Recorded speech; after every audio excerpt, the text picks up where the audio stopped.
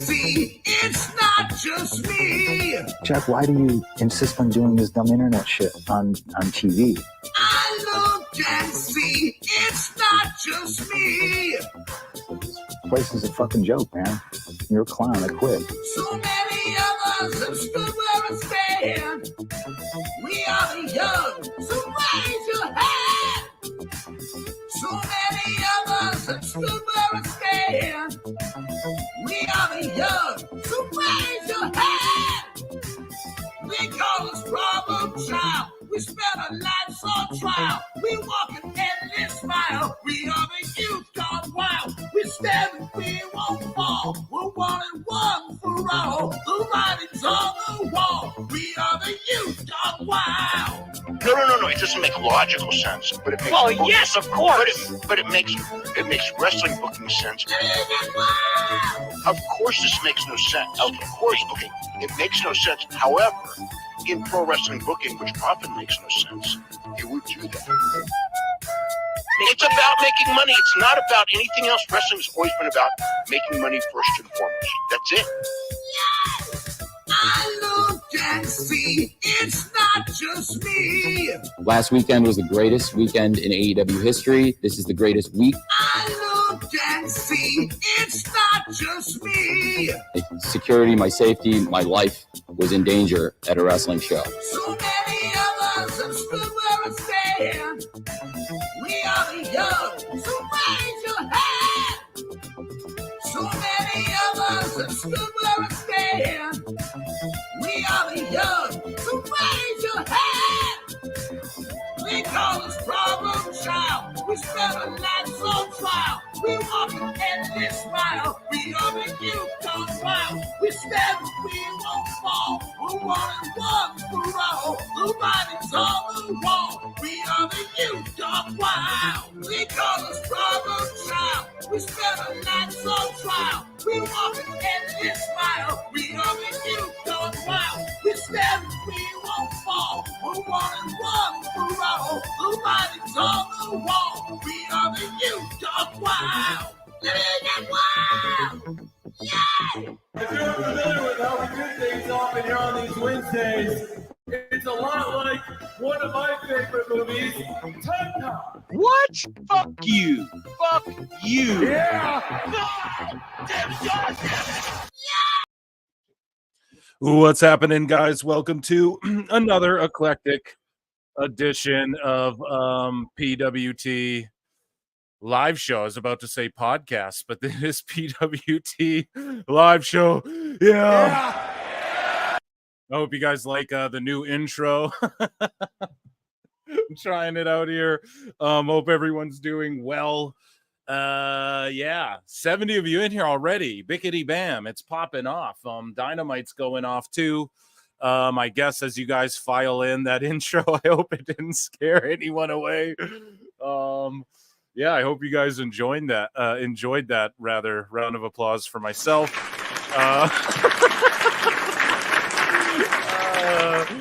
Grubs, round of applause for the PWT universe. I acknowledge me.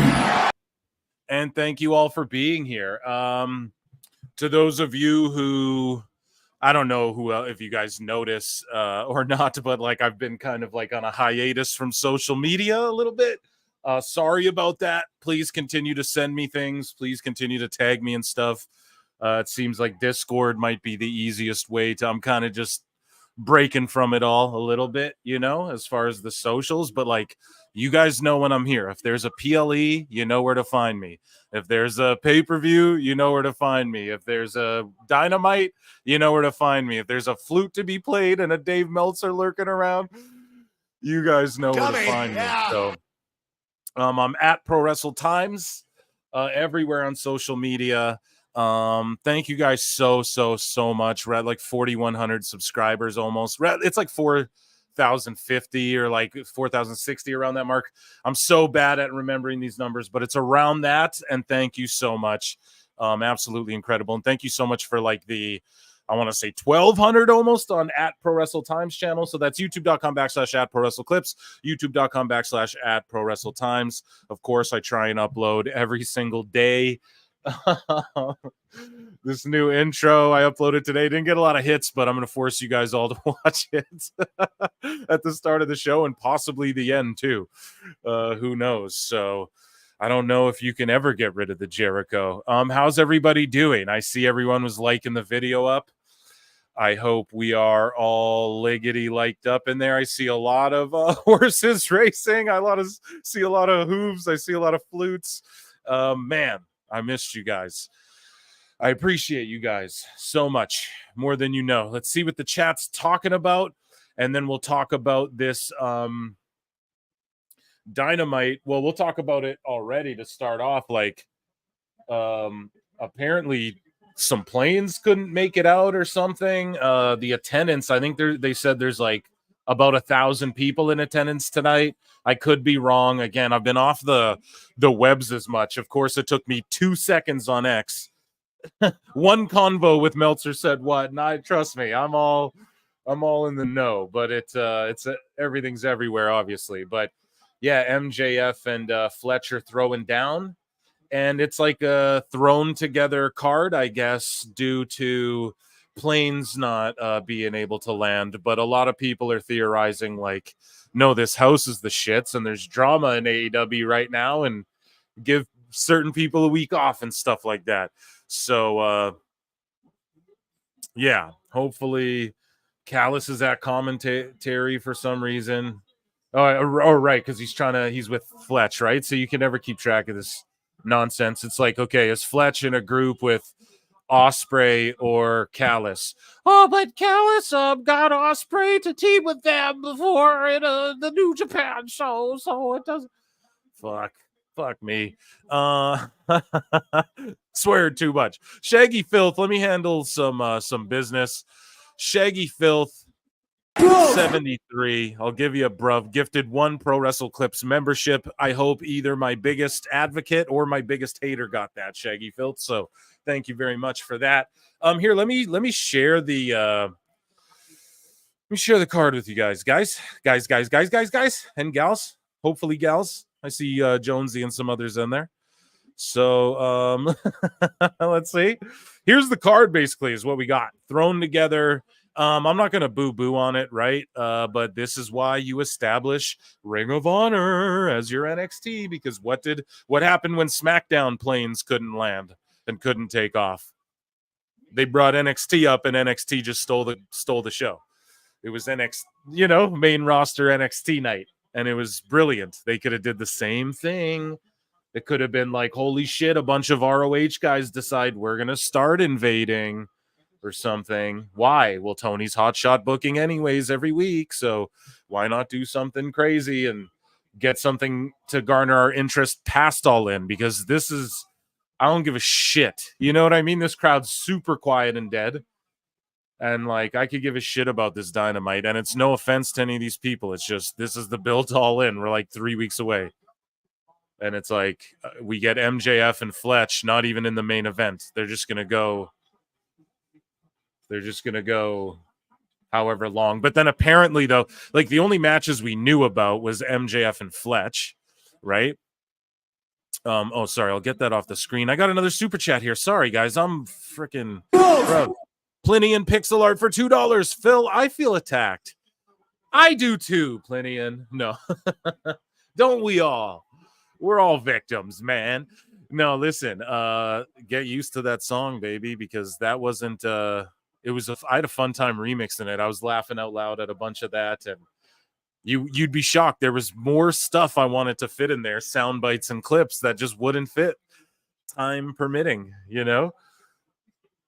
So the PWT podcast.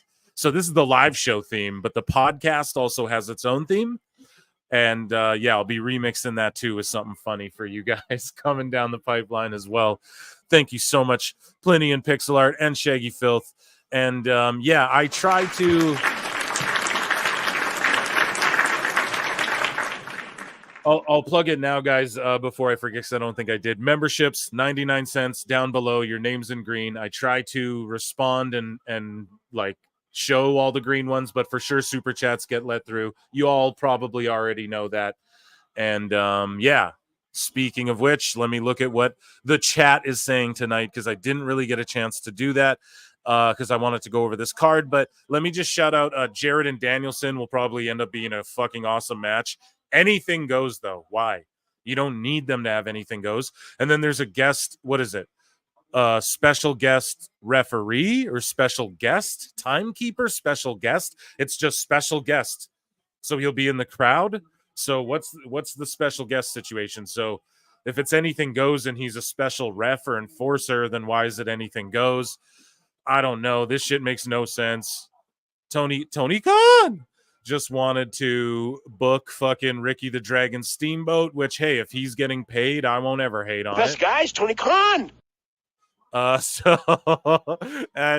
yeah, that match will probably be solid. Let's not lie to ourselves, though. Mariah May and Viva Van. Viva Van is a solid hand, I would say. We haven't seen her in this type of scenario, really. But she has wrestled in AEW before, I think, on like Rampage, maybe, or maybe like a Dark Elevation. But like if you follow her indie stuff or her very, very thirst trappy pictures on social media, and yeah, she's taking on Mariah May. I'm sure it'll go too long. Then we got Brian Keith, the Bad Apple, taking on Shibata. Insane in the membrane. Insane. Got no brain. Shibata. So according to Meltzer, not my word, Shibata, don't kick my face off. Yeah, so that match, again, will be solid. It will go pretty long. 4 matches. Cool, sweet. Maybe we'll get a lot of backstage stuff, but then you don't have your top guys unless they all pre-tape stuff, unless we just get the Bucks all night, but they're probably not even here. Some people are speculating the house is so poor that ain't nobody trying to watch this. So anyway, sorry, chat. I've ignored you too long. Let me dive into the chat and see what you guys are saying. Here, I'm going to go to the top and no, that's too far to the top. You guys are all saying, what's up? Damn fine choice of a sandwich, sir. So you guys are talking about sandwiches. Shout out Brad Becker on the 13th. He has a surgery, a procedure, if you will. And yeah, shout him out. All of our best wishes and thoughts over with Brad Becker, avid PWT supporter. And thanks for being here tonight, buddy. Hey, everybody, what's up? All Jake, what's good, people? To Brad, cheers. Yes, all the likes. Thank you, guys. There's over like 125 of you guys. Get those likes up to 100, and I won't ask you anymore. Even you haters. Conan remix. Yeah, so we're back. You can't stop laughing. Yeah, dude. Some of those clips are gold. I was hanging on to for a while. We are the youth gone wild. Yeah, you just got to embrace it. You know, it's Jericho and Khan and Meltzer, and you know they're in like a midlife crisis, singing the youth gone wild, and it's and Aubrey Edwards dancing her heart out, and it is what it is. They tried, but this whole we're gonna get into the ratings. The title suggests, you know, the ratings are coming. Or I don't even think I do in the title. Did title it ratings, so ratings talk is coming. All of that good stuff. Happy Wednesday. I see a lot of these. Okay, I'm just skipping through, guys, because I want to catch up here, and then we're gonna dive into the juice, the hot news. Shout out Conan. I'll give you guys a Conan. I know you want one. Conan. Here we go. Broken Scullies. Yeah, I'm gonna need some of those here. We're gonna yeah, Jake, don't even sweat that. You just message me whenever it goes down and we'll make it happen, okay? And I'll get the shipping and all that. And shout out Michael Driard from SummerSlam. He was our $50 gift card giveaway winner. You can check with that. I sent that over, and you guys I was a little tipsy during the stream, and I messaged him. I'm like, dude, you gotta wait till tomorrow. I'm fucking tipsy. I'm like, but yeah, that got sent over, and yeah, I hope he got a suite. Some sort of WWE. Maybe I'll do an AEW, because people are like, Phil, you are a straight shill now because I have the affiliate link, and then I'm doing, you know, $50 WWE shop giveaway. So it's like maybe I'll do like an AEW something. What would you guys want? I don't know what you would want from there, but we will. Can someone tell me what the Protostar means? No clue. Is that like one of Brian Cage's nicknames or something? Flute. This kid MJF is wrestling right now. His graphics said that the proto star, maybe he's like maybe Kyle Fletcher is the prototype of a superstar. WWE, hello. It's a shit show. It was me, Phil. I'm not watching this crap. Lol, I usually don't. Yo, what's up, buddy? It's good to see all you guys. I'm just trying to catch up. Will Ospreay, Fear Roman Reigns. Let's go. Hit that like, get them up to 100. Yeah, I threw out a couple mod wrenches, and I told you guys, I'm not just throwing them out frivolously here, but I can confirm I got the get. Yeah, thank you. I just did. It was my first giveaway. I was like, God, I don't want to be like one of these Dylan Dennis motherfuckers where people are like, he didn't really give the gift card. It's like, no, dude, I'll never pull some shit like that. So, but I was tipsy and I was like, I got to do this tomorrow. I can't do it right now. And then like I was on the air and Paul's like, Phil, we're waiting for you to jump in. I'm like, dude, I'm fucking doing this right now. I was just trying to do a USD. It's silly, but you got it. It's all good. Hard no. Yeah. So hard no on the AEW merch. Okay. So 130 of you guys in here. I think we rounded up enough. Let's dive into some hot news, some Phil Marks, bookmarks. And you guys can see I got DMs up the wazoo. I got notifications up the wazoo. I'm not looking at them. I'm sorry, guys. I'm really sorry. It's nothing personal to anybody. I'm just gotta fucking lean back on some of that. You know what I mean? Gotta tread through these IWC waters slowly. So anyways, though, Jose the assistant, time ticks away, but it only brings one step closer to what is next. And then he put the NXT. He did another tweet like this today, I believe, with the NXT, and he keeps teasing he's showing up. Now, this is on July 28th. Some of this news is old, but it is relevant to now. Don't worry, your boy Phil always ties everything together. I don't know what's going on with I can always do winner's choice. Yeah, there you go, because we're not and PWT merch, that's in the works right now, don't worry. And to me, guys, you know how your boy Phil's an aesthetic mark, right? So when I bring you merch, I don't want to sell people shitty t-shirts, you know, that are just like trash. I want them to be like the stuff I like, that are like I don't know, dude. I just you guys know I'm an aesthetic mark. It's all about the comfort, the vibe. I've told you guys since day one, everything's about a vibe, okay? So when that's right, but dude, the designs are sick. I can't wait. That is coming. So, and thank you guys. I appreciate you guys wanting to buy my shit. I was scared nobody would, but yeah, you guys can pick, because we're not just AEW haters for the sake of hating. You know, it's chance after chance. I'm a little bummed out. We're going to get into the ratings. Obviously, the lowest Rampage and Collision ratings ever. Their combined ratings were lower than like what Rampage usually gets. Now, provided they were against SummerSlam, but there's cope to get into. The fans are coping. They're melting down. Meltzy's coping. They're melting down. Do you have merchant size fat? Of course, dude. What are you talking about? This IWC. We're gonna hook it up, dude. Don't worry, it's coming. And just clean and simple. Yeah, trust me. Aesthetic. I'm all about that simplicity as well. You know, simple colors, simple. You know, yeah, and certain makes of material and stuff like that wash better and things. Anyway, we're not gonna get into that. We're not gonna get into the fibras of it all. We're gonna talk about the graps here. So I was on to something here, okay? Jose the assistant. Now you guys can go back, check my tweets, check my shows back in the day. I'm an avid Jose fan. I like Rush. I like Andrade. I love Dragon Lee. I like even Mystico. You know, I know Meltzer's like, oh, he's a global superstar. He's not. Well, I don't know. He's trying to say like he's legit over like fucking. Like he's trying to, you know, the same guy, Dave Meltzer, will say Mystico's like a global sensation, but he'll say you walk down the street or you walk in a mall and say Roman Reigns and people don't know who Roman Reigns are. Meanwhile, Roman Reigns is getting his own Jordan bloodline Jordan line, which we're going to talk about in a bit too, guys. I put it all together for y'all, which is awesome. But anyways, Jose the assistant's the fucking man. He's all jacked up. He could wrestle, but he does his managerial stuff. And a lot of people are speculating he's going to come in with Steph Vacquer and or Vacker, whatever. People give me shit, by the way. You know, I purposefully am saying like Vacquer and stuff. I'm trying to, I don't know.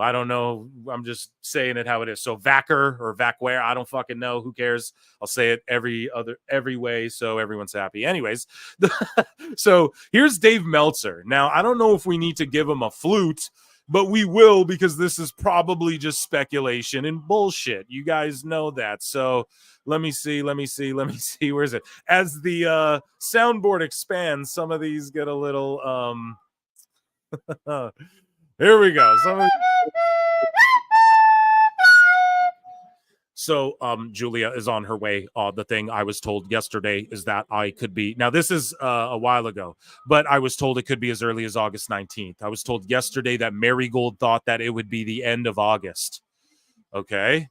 But she's under contract to WWE, so when they want her to start, she's going to. So the announcement will be made. She's going to say, I'm leaving for WWE, and she's going to have the date, and it's coming up very, very soon, and she'll be starting in NXT. So just thank you, Captain Obvious. Stephanie Vacquer should be starting like immediately. She's free and clear. Both of them are going to be in imminently. So Julia Gulia is going to make the official announcement. It is going to be very soon. Awesome. But it hasn't happened yet. And this was when? This was July 29th. So we gave him a week. He did say the 19th. Well, it'll be soon, obviously, like we know. But Great American Bash, that is not what happened. And a lot of people thought that Jose would come in with Vacquer and at the Great American Bash. But either way, like to challenge maybe Kalani for the North American title or something like that, like up next, you know, maybe do like a ramp walkout or some sort of thing. But either way, it still could happen. Or he's just trolling to get the fans to be like, yes, we want Jose the assistant there, so let's bring him in. But also, I don't think he's like silly enough to do that. I don't know. I don't know him personally, so I can't really speak on that. But him coming in with Vacquer, I think, would be a good move. No? I think that would be the way to do it. Again, I'm not super familiar with her promo skills, but like the little bit I've heard her talk, it's not too bad, you know, like as far as her English. So yeah, I just say bring her. If they feel she needs a mouthpiece, bring her in. She definitely has the look. She has charisma, and she can wrestle her ass off. As we get Will Ospreay, I don't know. It's weird. MJF has like American music, hits the ref. It's cringe. Anyways, but yeah, hopefully they come in together or separately. I don't care. But Jose the assistant would be good. I don't know what he does backstage, but I don't know. He would be, get the fuck out of AEW, dude. Right now, it's getting it's getting crazy out there, man. It really is. And she's easy on the eyes. Absolutely. So, lead vocalist, speaking of Mexican WWE talent, Rey Mysterio, one of the GOATs. Now, none of this heat's on him. It's not like he has control over this, right?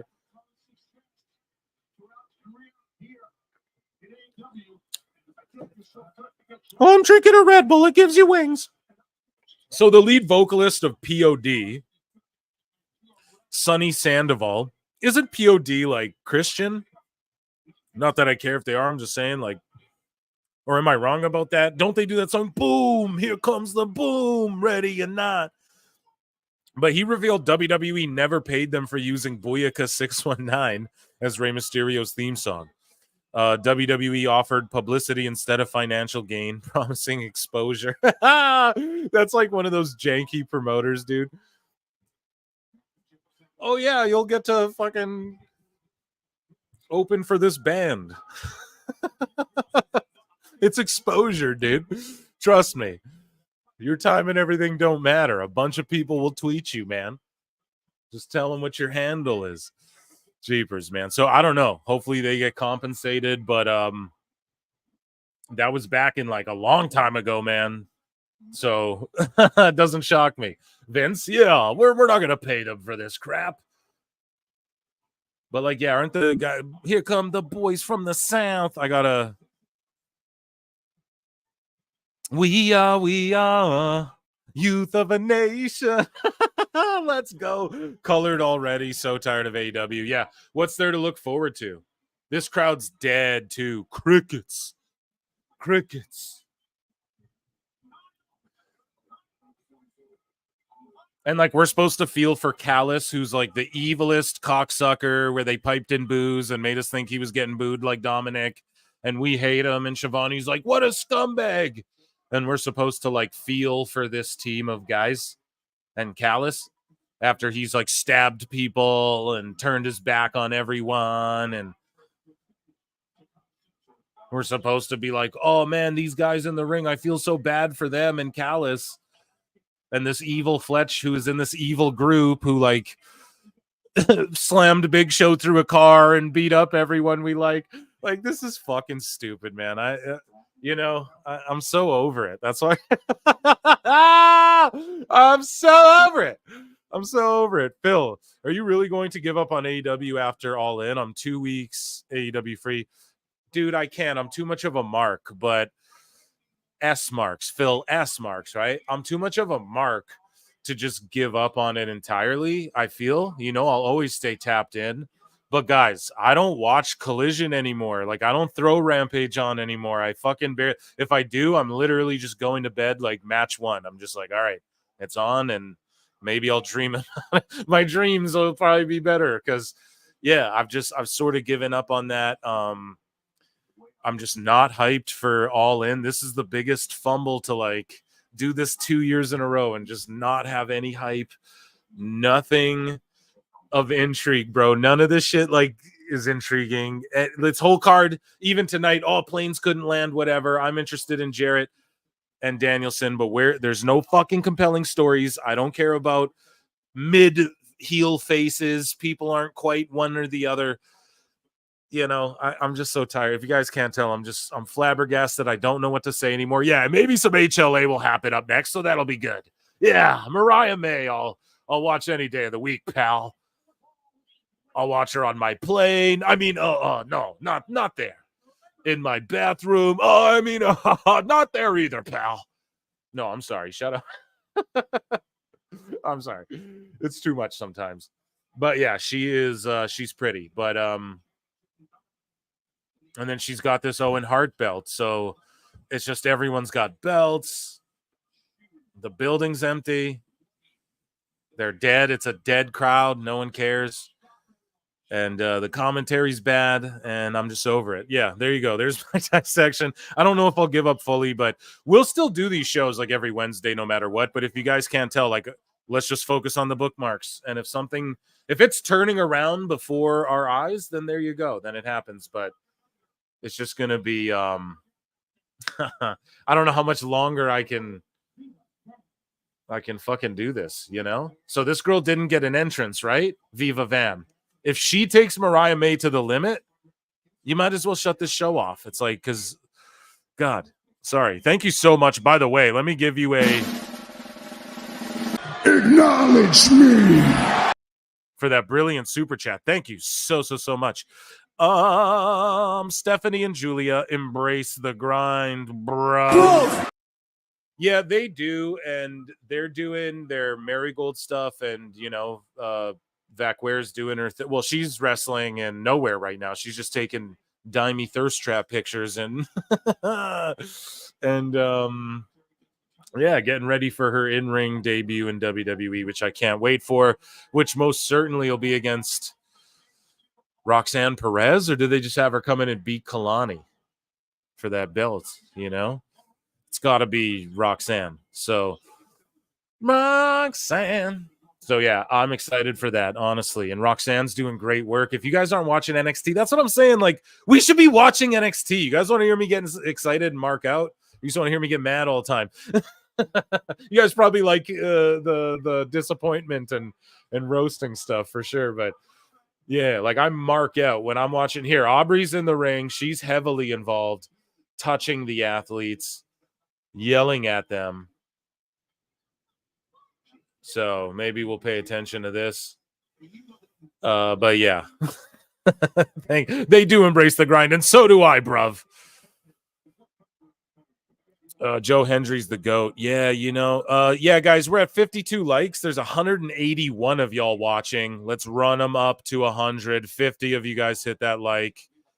George Capter's my guy. 52 likes. We want 100. We do. Let's get him to 100. Then I'll just shut up. We're at like 190 people watching. But yeah, let's talk about stuff. I got news to get to. Sorry, it's hard not to watch Aubrey Edwards when she's just so much in Mariah May's face. And yeah, Joe Hendry. I said his name. Wait a minute. I believe Joe. Are you here? God damn it. One of these times, guys. He is the GOAT, though. He killed it. And that MSK Rascals angle. So what happened was Wesley just fucking like it kind of seemed like Trey Miguel. So yeah, what NXT's doing brilliant stuff. What they're building to is the Rascals reunite. The Rascals are Wentz, Wesley, Trey McGill, and Myron Reed, was on PWT podcast, but he's not actually in TNA or WWE right now, but he is actually the fourth member. That is legit. So they all are brothers. Like they grew up together, right? And so Wentz and Wesley, of course, are famously MSK in NXT as well, like a sub faction of the Rascals, right? So the Rascals went and reunited in TNA, Miguel and Wentz, when Wentz was like stupidly released, and then I guess is the way to say it, right? Unjustly released by WWE. And then Wesley's been doing his thing, and he was incredible, had that severe injury to where people didn't even think if he could wrestle again, came back. And then what happened was it seemed they were building up to where the Rascals are reunited now on both TNA. So Wesley's been on TNA, guys. If you're a Wesley fan, they got Chase U over there, they got fucking Charlie Dempsey over there, right? And so sorry, I'm watching this match here. she's pretty. We're on the outside now, but anyway, so Wesley, though, they've been sort of doing this thing where MSK are like, yeah, but we're the best tag team and we get this tag title shot. And it seemed like Trey Miguel's kind of floating off like, hey, we're still the Rascals though, right? And I'm kind of left out of this.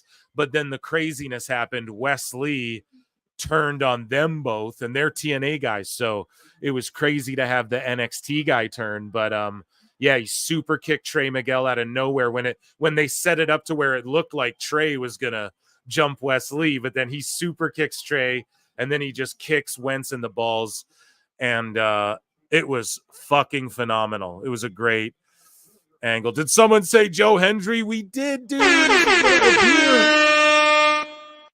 We said your name. You're supposed to appear. We believe. We believe. We believe. We believe. Yeah, see, Viva Van, imagine like you don't give her an entrance. So people didn't show up tonight. It's AEW, so they don't do promos. They don't do all that shit backstage, like actual storytelling. So this girl doesn't even have an entrance. This lady, Viva Van here, who's a solid worker, is doing a great job here. But she's taking Mariah May to the limit and is going through commercial breaks. Doesn't have an entrance. What is the point of this? Unless she's going to upset Mariah May and then she goes to All In. Like, what the fuck does this? What is any of this? Nonsensical, man. Yeah, on Raw, did you guys watch Raw? Should we talk about fucking Bronson Reed going as Andre Adams says, Jurassic on Seth Rollins, dude? That shit was crazy. Hit him with like 5-6 tsunamis. What I was saying was, damn, Bronson Reed could join Judgment Day. But guys, how about your boy Phil called it? Let me hit that X-Files. Man. Because I called that shit. I was telling y'all, yo, it's Priest and Rhea. They're getting split off. And then we're going to see. I was like, if Carlito's in the Judgment Day and Finn takes it over, and that's all like probably. And now I know other people are calling it too, but I was saying it way back, like way before, And I know people were iffy on Carlito, but I'm like, hey, man, if Carlito's in there, sweet. And someone pointed it out on X. None of the original members of the Judgment Day are in the Judgment Day anymore. And that's what I've been pointing out too. Like, that's what that faction is. It's an ever-flowing, like, in 5 years, the Judgment Day could still exist with none of the same people in it. And like, maybe people could rejoin it and stuff. It could, if they keep booking it this good, you know, it's not like the NWO where it's like, oh, we're fucking 3 years deep or 2 years deep and we just don't know what we're doing with it. No, man, the Judgment Day is like really good. It carried it when Roman wasn't there all the time. It carried Raw. Just telling great stories, the Liv stuff, the Rhea stuff, all of that. I don't know, just money. Tremendous. Dominic Mysterio's the luckiest man on God's green earth. You know what I mean? His wife is gorgeous and he's getting paid to just do what other people wish of. Okay, so Mariah May gets a portrait of her and Tony Storm hugging. I'm tired of portraits in AEW. So, you know, we covered all of this trash shit that goes on in AEW, right? Constantly. And we have Dave Meltzer complaining about things like did Cole here, we'll give him a flute. Let's hit it right here. We'll give him another flute. Bunch of flutes tonight.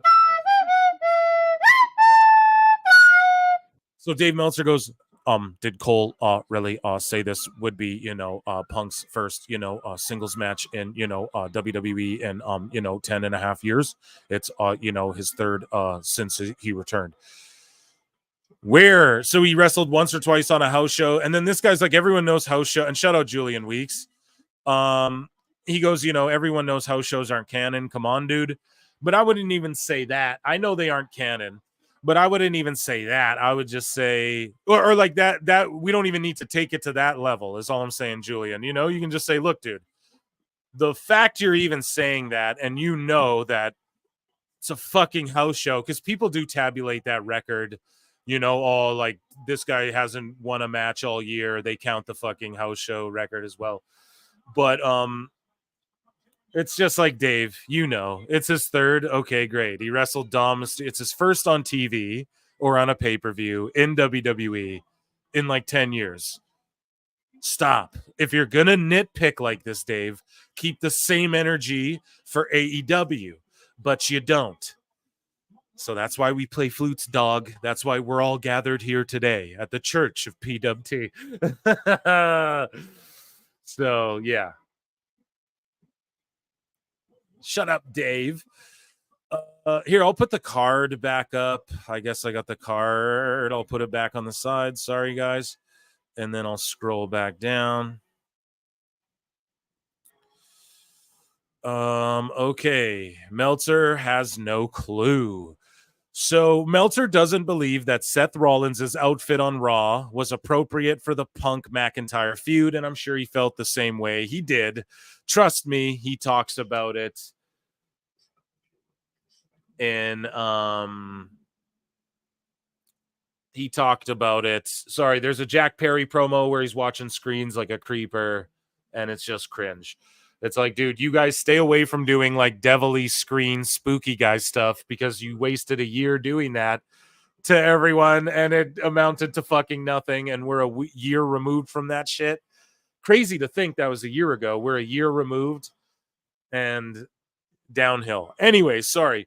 But he did say that, yeah, the like Seth's ref outfit was trash and everything for the Punk McIntyre match. I don't know. Dave gets triggered too easily by this stuff. Again, this is nitpicky bullshit. I bring it to the show to just highlight his nitpicky bullshit that doesn't apply anywhere else except for WWE. You know? And it's annoying because I don't know. He keeps raising his subscription rates, and I don't know. My viewership and shit keeps going up. So we are not the same, dude. Here we go. Moving along. Raw. So this is last week's Raw, not this week's Raw. Last week's Raw was the number one on cable last night in the 18 to 49 demo. So again, this is Dave flip-floppy, nitpicking, embellishing the truth segment. That's what this has been. So Raj Giri points out, shout out Matt Morgan, shout out Raj Giri, shout out Gigantic Pop. Go check their show out if you haven't. But Raw was #1 on cable last night in the 18 to 49 demo. So you guys know as well as I do, when Dave Meltzer sees that they're #1 in the 18 to 34, they just pick all of these random numbers to fucking say, we all know the demo's 18 to 49. That's what it was, whatever. They were #1 against the Summer Olympics prime time on USA and total viewership, and the demo by 27%. Raw, Dave Meltzer goes and says Raw ratings down against Olympic coverage. God damn it, dude. He can't for once. If that was AEW, he would go, actually in the 18 to 19 category. He was #1 all of Wednesday. And you know what I mean, dude? But instead, he just goes, they were down against Olympic coverage. Meanwhile, they were #1 in that demo. And like, I don't care about these demo games, but that's what those are the games Meltzer and them like to play. Okay, we have to play those games. So yeah, again, it's just, people are getting tired of it. I'll never get tired of playing my flute, but Dave has fully exposed himself, and he copes and melts down tremendously as we move along these bookmarks. You guys will see it progressively get worse, and within the Sicko fandom, but Dave Meltzer's a liar, and at least embellishing the truth or manipulating, twisting things, his spin, as he likes to call it. And it's expected at this point, but we're keeping our eyes peeled on these cats. We're not letting them slide just because we're getting fed up and we're like, let's just move on to shit we enjoy. Nah. So getting off Dave for a second here, Joe Hendry says that WWE and TNA allow him to train full time at the WWE PC. It's almost like your boy Phil Marks called that quite a while ago. And certain talent are allowed to do that with their new indie recruiting system. So like a Joe Hendry or a Jordan Grace, she's allowed at the PC too, just like Hendry, and basically they're going to play out their TNA contracts. They're going to go do whatever they're doing, but they're going to start learning now PC style and applying it out in the world on their own accord, and then they're going to show up in WWE, in NXT, or main roster ready quicker than other people would. This is so good. Bravo, WWE. And I also called it, man. I fucking told you guys. This is what you do. Like, yes, the NIL recruits have paid off tremendously, but now mix that with Triple H's mind of like, and let's get these indie guys who are popping elsewhere, and let's send our guys out. So Triple H talked about that at the press conference, and I'll find it here. Denise Salcedo, shout her out. Chat, do you guys get triggered by Denise or what? I don't get triggered by Denise. I like her. I think you need people like her in the space.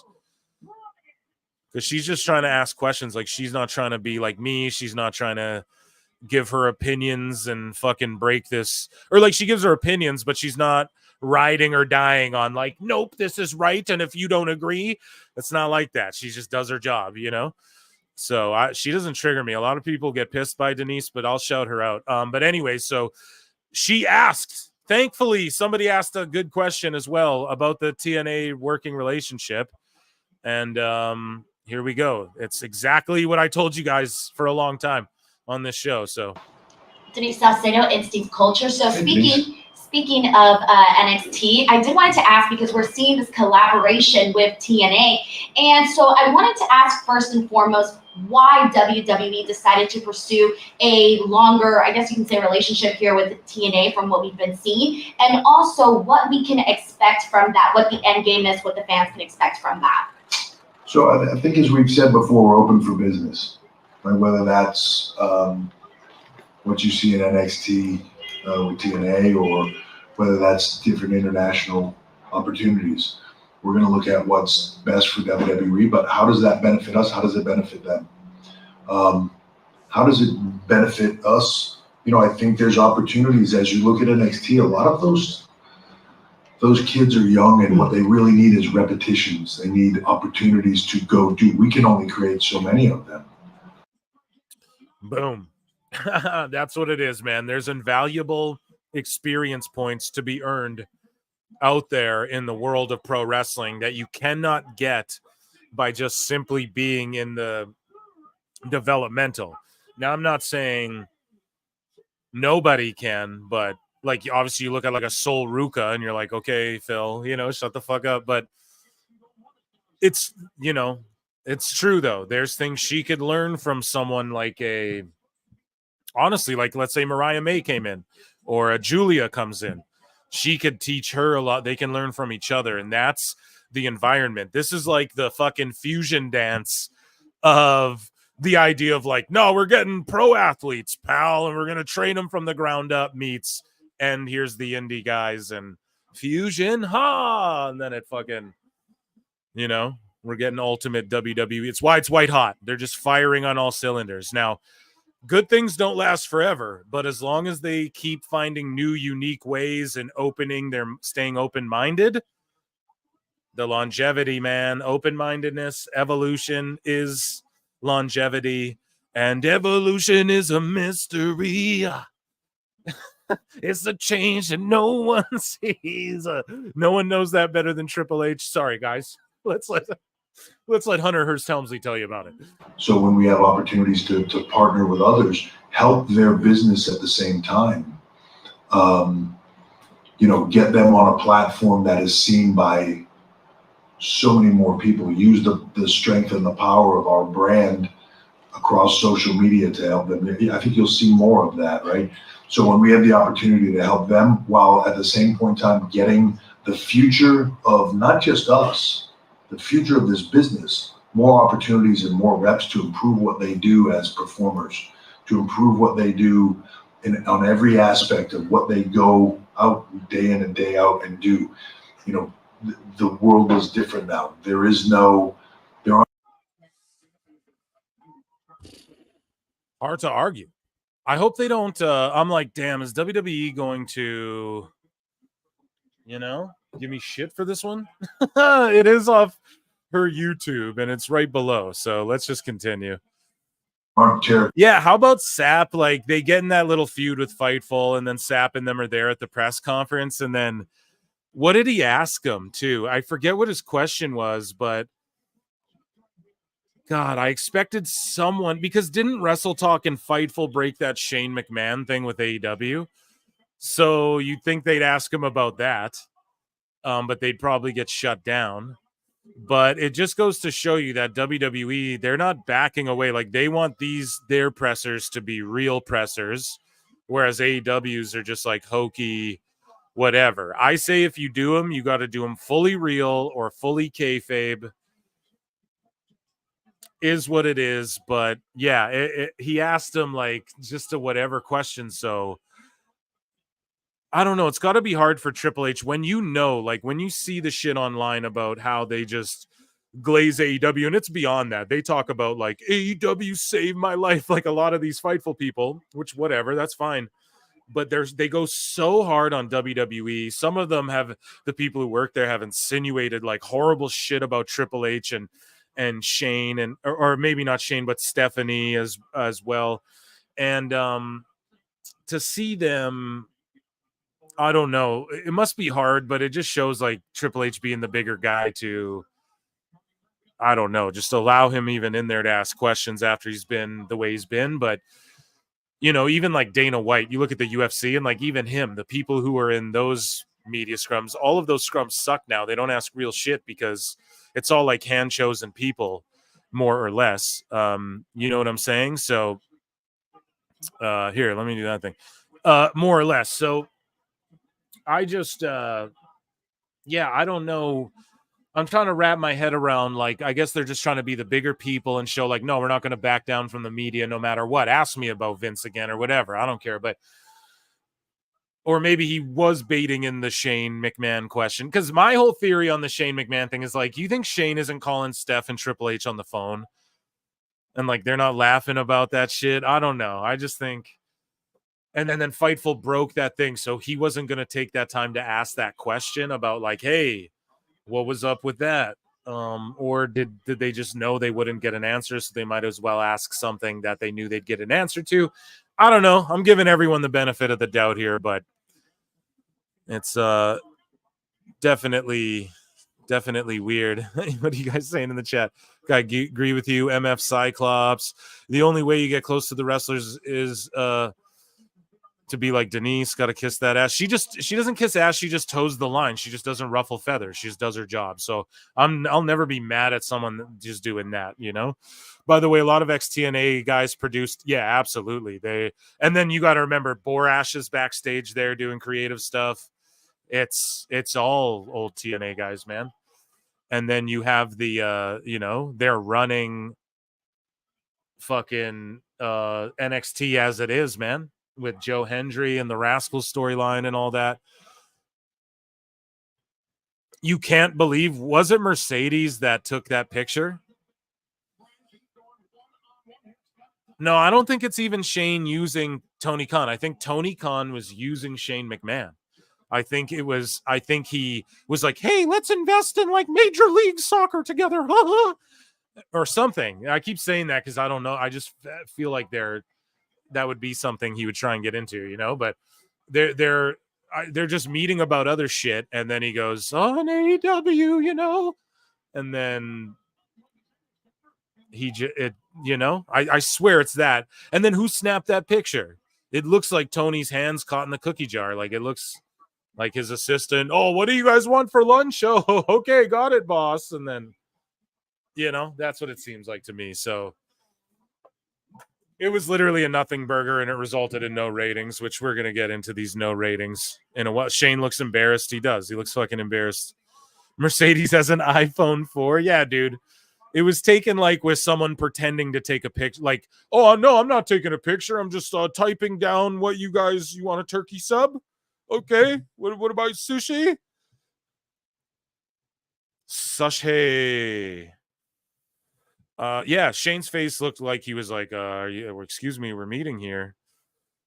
So, and then Tony's like, oh, hey, my assistant, what are you doing here with a BlackBerry camera phone? I don't even know if they had cameras on BlackBerry. Where you're out there working a couple 100 days a year. I don't know that anybody would want to, but we all did it. But it's how everybody got where they got to and how they got good and how they learned this. So we had to create that, and we had to give those opportunities to other people to grow and to have that, because the only way they're going to learn how to do this, the only way you learn to go out there and feel that crowd and understand it and change what you're doing and have that dynamic, because you plan it all you want, the back.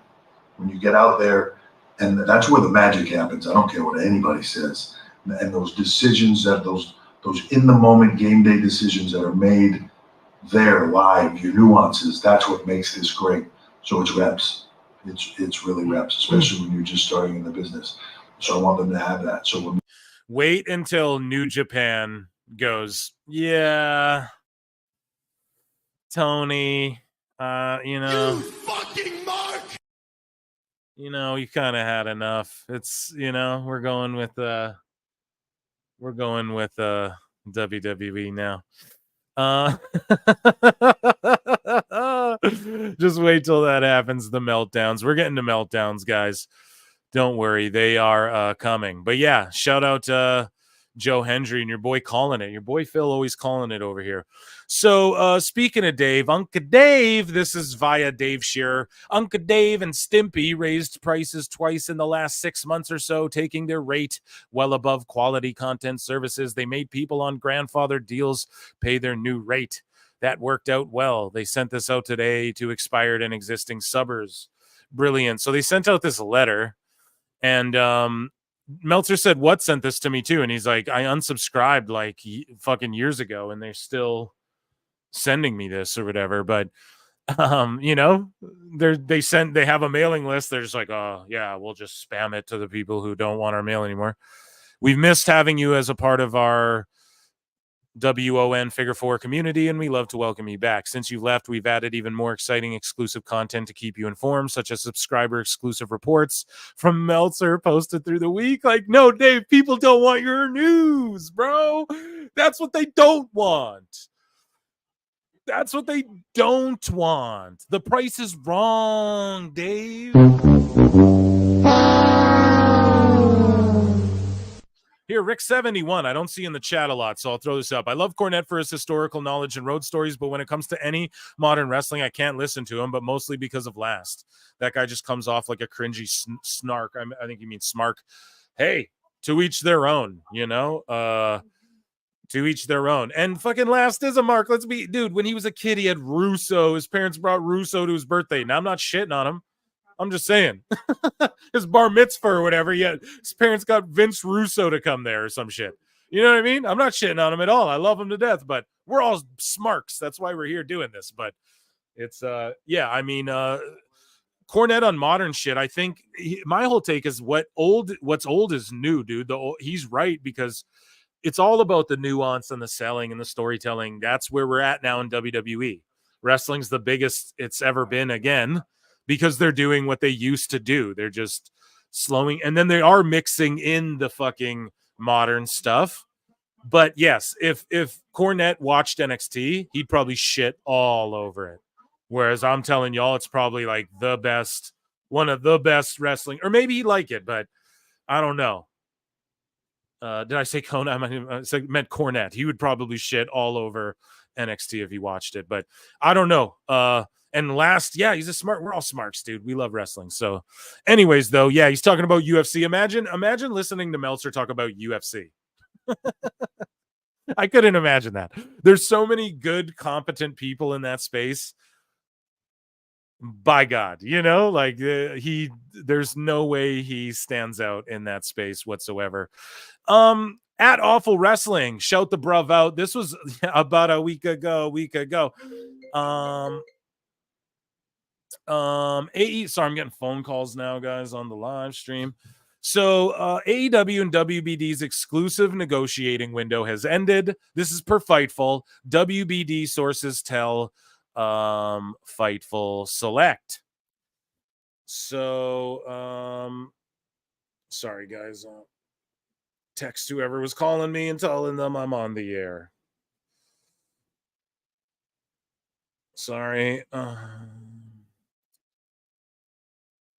Sorry, guys. Okay. Anyways, just letting them know your boy Phil's on the air. Okay. So, AEW and WBD's exclusive negotiating window has ended. WBD sources tell Fightful Select. Now, you know, I've had Dose on innumerable times, and you know, he be like, I'm gonna quit. No, he's just always like, we got till July 15th. That's when you'll know, and all that shit passed. So now we're just in the wherever zone. And I said they'll probably get something done with Warner. And Chris Connor, shout him out. He tweeted some shit out, like he tagged me. He's like, oh, Phil Marks has said that he was certain they'd get on True TV. I never said that. I said they would, like, it would be funny. They'll probably end up on True TV if they stay with Warner, you know, but I wasn't like, they're going to go to True TV. I don't know. I said, I don't know this whole fucking time. But anyways, the exclusive negotiations have ended. So now Tony Khan can go about, oh yeah, I can negotiate with Disney and Nickelodeon and Teletoon and YTV and Crunchyroll. Check out AEW on Crunchyroll. It'll be great. Oh my God. Could you imagine on Crunchyroll, bro? That would be fucking amazing. Okay, so yeah, I don't know. The window closed, man. So we got more on the TV rights stuff. So this was last week's Dynamite ratings after your boy Phil talked shit for 2 weeks about, well, they kept 800 and some thousand for 1 hour during this show, and then they kept 800 and some thousand for almost an hour on this show.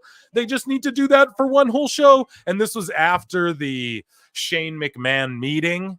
And look what happened, dude. The fucking 609K average. They were under that. They were doing like 500 and some K throughout the show. So here's a little bit. 609K. I don't want to get pulled from music, so I'll just turn it very low.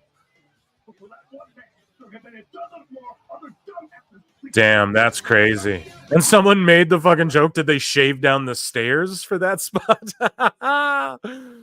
I don't care about this under 1 million thing. It's whatever. That's not like, I've never been like, well, no, I have. Early on, I was like, the 1 million, they need that, because that was like the number where they're like, if we can continue to do 1 million, then maybe they can touch Raw numbers one day. But I think when you're doing 600,000 for like a year or two, you got to focus on like, okay, let's build it up back up to 800,000, maybe, you know, let's build it up. So the last couple of years, it's like, yeah, no million. Okay. Fucking who to thunk it. You know what I mean? They need a Punk debut to even do that. So obviously, but yeah, the lights go out during a match that legit happened during the main event. We were watching it here, PWT live show. No goosebumps. This guy getting humped in the head. MJF looking like Kaneki, humping people in the head, looking like fucking Danny Zuko. Everyone's humping each other, dude. An update. The update was the windows fucking closed. And no one to blame but themselves. So, and then you see the Dave Meltzer cope. So Raw, they do one of their best. They were number 1 in the fucking demo overall that night against the Olympics and everything. And Meltzer's got, they took a hit. But then for that same shitty Dynamite where people are getting humped and injured and all this bad stuff that's happening, okay? Lights going out, trash production. Fucking Meltzer goes, AEW did this against the whatever the number was against the Olympics last night. Don't have NBC numbers yet. Instead of saying, a fucking huge tank from the last 2 weeks. None of that, dude. He just sits there and he just embellishes, or he just leaves out certain details. And that's what this is all about here, guys. This is what we call out every week. Tell us what you know, you goddamn liar! Scully Vibes says for $5 says, did you guys see how they played the Taco Bell commercial in the middle of Jack Perry's promo? Nope. No, I didn't see that. Ni quiero Taco Bell. Oh my God. You guys remember that commercial with the little chihuahua? Dude, that's fucking hilarious. I think anybody would rather go get Taco Bell than watch Jack Perry do I'm a spooky devil guy with an axe and TVs promo. Like, God. Y'all remember when they played the Domino's commercial when Jericho was getting pizza cuttered too? Like, that's hilarious. But Scully, did it just pop up then disappear quickly? Like, what happened? Was it like they just started playing a commercial during this promo? It looks all cinematic too. Darby Allin probably edited it and shit. And they just play a fucking Taco Bell commercial. Get a crunchy cordita and a Baja Blast. It'll give you the shits, but it's better than this shit. Only at Taco Bell.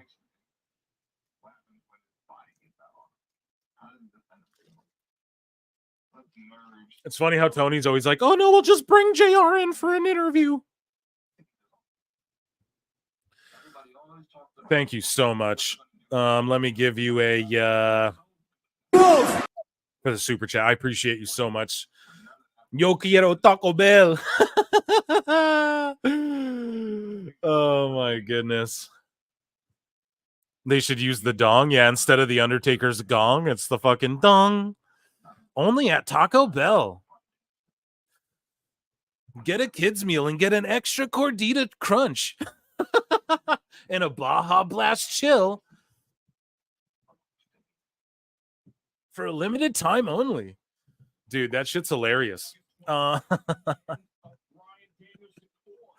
So, in the wake of all of this talk, WWE is reportedly not interested in doing a super show with AEW. Yeah. No The shit. best guy is Tony Khan. So I don't know what the fuck they thought. Orange Cassidy got no reaction coming out, dude. Damn. Yeah, maybe just keep saying he's weighs whatever and is from wherever, and oh, he's gonna unveil a new shirt. No one cares, bro. It's the same 10 fucking internet marks who bought your last one. It's an FTR shirt. Okay, FTR. So people pop for FTR. I mean, yeah, they're over, dude. They have been. They're just in a lull here with these rah-rah speeches and shit. It's getting corny. Moving along, CMLL are reportedly, so speaking of the Joe Hendry TNA partnership, CMLL are reportedly thrilled with how their relationship with AEW has impacted their business. So a little good AEW news. CMLL is thrilled. They are drawing like they haven't drawn in years and years. This is one of the biggest runs of business that CMLL has ever had. CMLL are getting more out of this relationship than AEW because it's not like the CMLL guys go to AEW and boost their business, but the AEW guys come to CMLL. Boy, do they boost their business. And that's per Dave Meltzer. Well, of course. Of course. And it's not that they shouldn't. That's how it should work. But then what is Tony getting out of it? So he just bullied the Lucha Brothers, who are going to WWE now, out of the fucking company, not bullied, but like just undermined them and made them want to leave when they were your big fucking Lucha signings. You bring in Commander and then you just undermine him for this hologram dude. And then, and then you send your top guys over there. MJF's over there doing shows and you're boosting their business, but yours isn't being boosted. And that's the fucking problem. And they don't get it. They don't get how this is like exactly what's wrong with everything. It's crazy, man. Conan.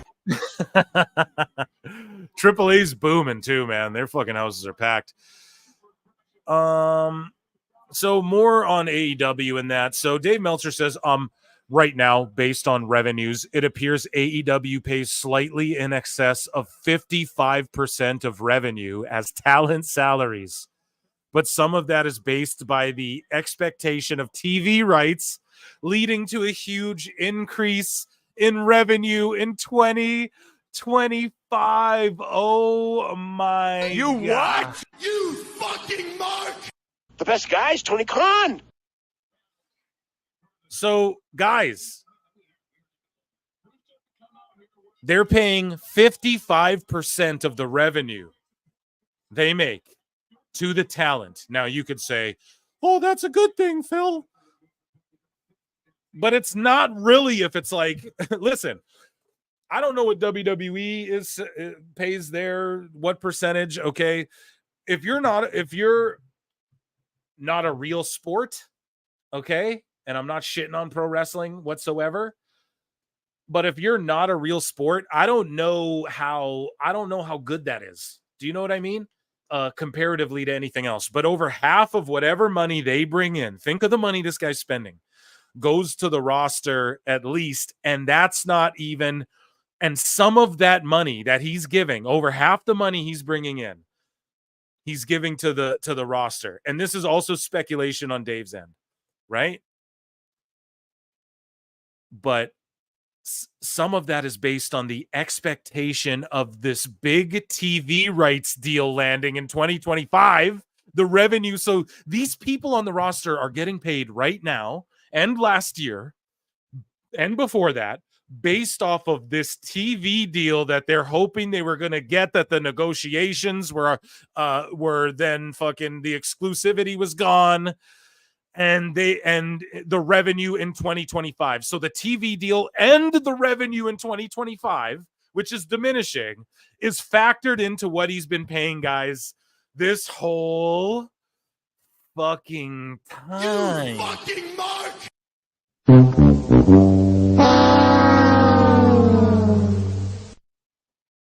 Oh my God. Chat. This is crazy. And we were all right. We were right this whole time. We knew he wasn't budgeting well. This guy's not good at business, man. He ain't a businessman. He's a businessman. 223 in the chat.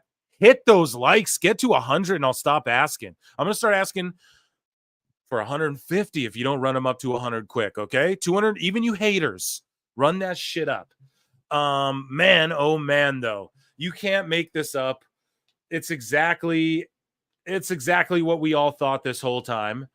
And yeah, I mean, people like Cornette, people who've been speculating on this shit for a long time, they're proven right. People like myself who go, no, dude, you don't get it. Like the Young Bucks brag about NBA level contracts. What's an NBA level contract to you guys? What does that mean? They're executives as well. We're talking like we're in the tens of millions, in my opinion. And we've got All In, their biggest show of the year, doing a $5 million gate. There's no way they're making any money, period. They don't even pay Monet with like their biggest show of the year, let alone like multiple talents being able to get payouts from one of these shows. So where are they bringing the money in? All the ads and the what? Really? I don't think so. Someone in the chat saying, ideally, it should be 15%. Shaggyfield says, as someone who runs a small business, you cannot spend more of 20% on your revenue on staff or you'll never make a profit. Yes, exactly. So, Shaggy, I'm figuring this stuff out, too. I'm at the point where I'm like, I might have to start hiring fucking editors and stuff myself, or like clippers and stuff myself. So thank you for that insight as well. And it's like, there you go. If you're paying your staff, and that's only the talent. Okay, talent. That's not even counting the EVP stuff and the Chris Daniels' backstage role and all the people backstage. That's not even counting all that. It's just the talent. It's fucking nuts. This is insane, dude. It's nuts to me. Yeah, dude, the Orange Cassidy fans not hitting like. You guys got to know. I used to love Cassidy, dude. I thought he was great at the beginning for sure. Speaking of silliness here, stuff that's not helping their TV. Here is Edwards with MXM, and she's going to tango with them. I mean, I don't know. I don't mind this too much, but it's just like you do it with her, and she's just got that reputation, so it's a little silliness. But MXM, they went over to AEW, and hopefully they get over. Hopefully they don't just flounder. And yeah, I hope they do good stuff over there. They were a great act in WWE, but it's good to see a guy like Mansoor get out in the world, like he was like I think a Saudi Arabia deal guy or something like that, wasn't he? So if I'm not mistaken, someone in the chat will correct me on that. So yeah, let's just watch this little clip. And hopefully I don't get Don Stevens. Victory and fans, thank you. Olay. Okay. It's just cringe how she's like doing it harder than them. Like you're supposed to like not want to do it because you're the ref, You're supposed to be like, I guess, like. Oh God, yeah. What do you? Oh, I don't like to be mean, so I'm not trying to put crazy shit on the soundboard, but God. That is cringe. Let's move along. I got more WWE stuff. We'll get into some more, AEW stuff. Then we'll get into some WWE stuff. So here's Jade Cargill. She gets asked about by Bill Apter. So shout out Bill Apter, the fucking a legend in this space. He gets asked about, or he asks Jade Cargill at SummerSlam about the Shane McMahon meeting. At least someone has the balls. So here we go. Let's hear Jade Cargill's answer. She doesn't give a shit. She couldn't care less. Same with Punk. I played it on the last show. You guys saw Punk didn't give a damn. McMahon, who was WWE, of course, with the McMahon family, had a meeting with Tony Khan. And we don't, Tony Khan. We don't know what's going to happen to it. So there was breaking news. What's your reaction to just hearing that take place? Good for them. I feel like, I'm focused here at WWE. I'm excited for what we're bringing to the table. But at the end of the day, there's a lot of open opportunities, and I'm not one to sit back and shun on anybody. If that's great for him, there's more opportunities for all of us. But I'm more so focused on the WWE bubble, what we got going on here. Great. What a great answer. What a great answer from Jade. Profesh, consummate profesh. The pony pose of the week. Oh my God. Oh my God. I need music for that. Someone TM that. Don't let none of these other motherfuckers in the IWC steal that pony pose of the week. We're getting it. There's no way AEW has medical. No, they never did. That was a fucking lie on behalf of Tony Khan, dude. One liar. He lied about ever doing that. So moving along, let's see. We got more AEW stuff. You just give me a minute. I'll find it. I'll dig it up. So TNA Impact right now, AEW Dynamite right now. You guys tell me which show looks more like a party, which show looks more like a vibe, which show looks more like somewhere you'd want to go hang out. Let's look at these picks here. Sorry, as I scroll back to, I lost my spot here by selecting that. So let's look at this. Here's TNA, right? Here's AEW's last Dynamite. Look at that, dude. Now, it don't matter. Oh, was the show just starting? It don't matter. There's no reason you can't set up in a building like this and have a tremendous fucking looking vibe, a brightly lit, nice studio vibe for your show when you're drawing 1,000 people.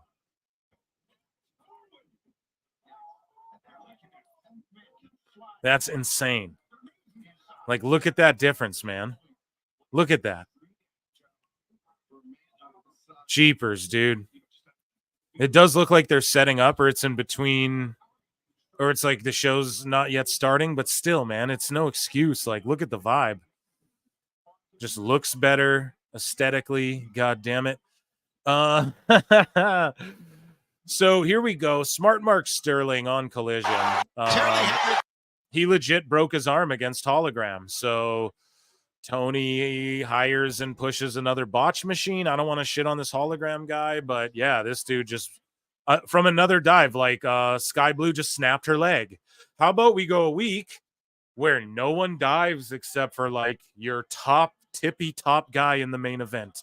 And if this was the main event, sorry.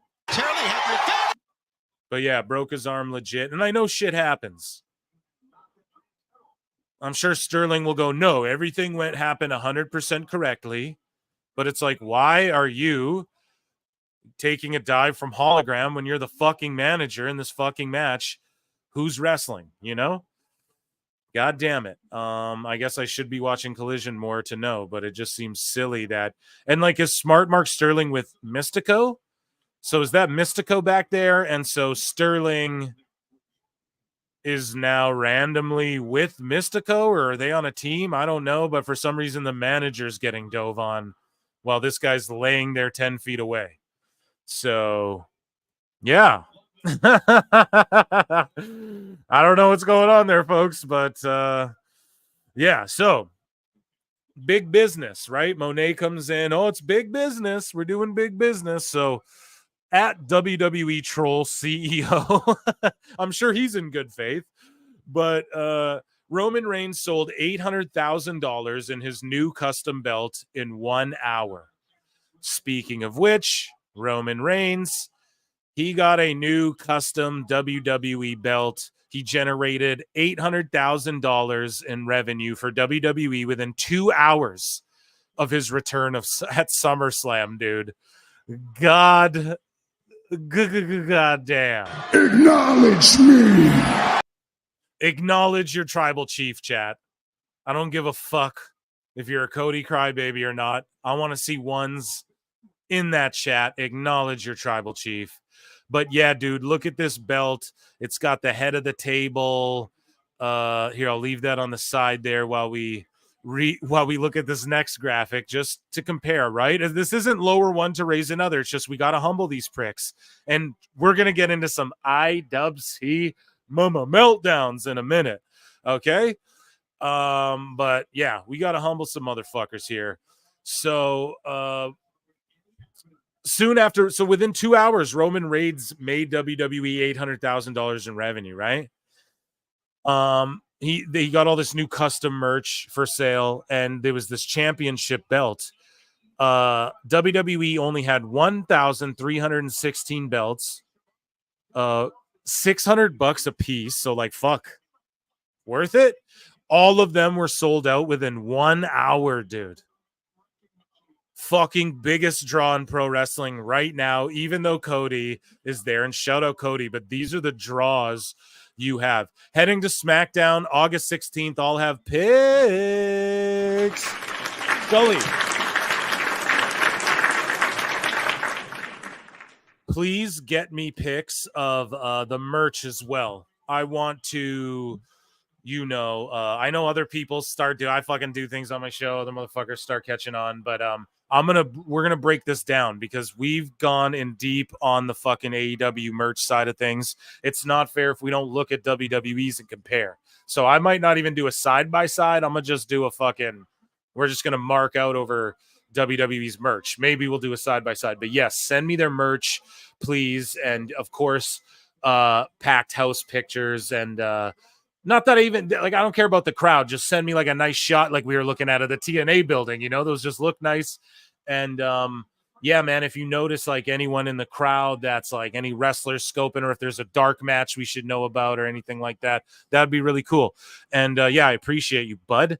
You're always DMing me stuff, and I'll make sure I check them. Yeah, and everybody if you guys have been reaching out over socials the last few days, I haven't even looked at anything, bro. I haven't looked at any notifications. I haven't looked at any messages. I went on my Discord a couple times. So maybe go there if you want to holler at me. That'd probably be the best way. The link's down below because, yeah, I've just been trying to stay cool on socials. You know what I mean? So, yeah, just I'll get around to it, though. Okay. Don't be afraid. I'm always here for you folks. I know you're always here for me.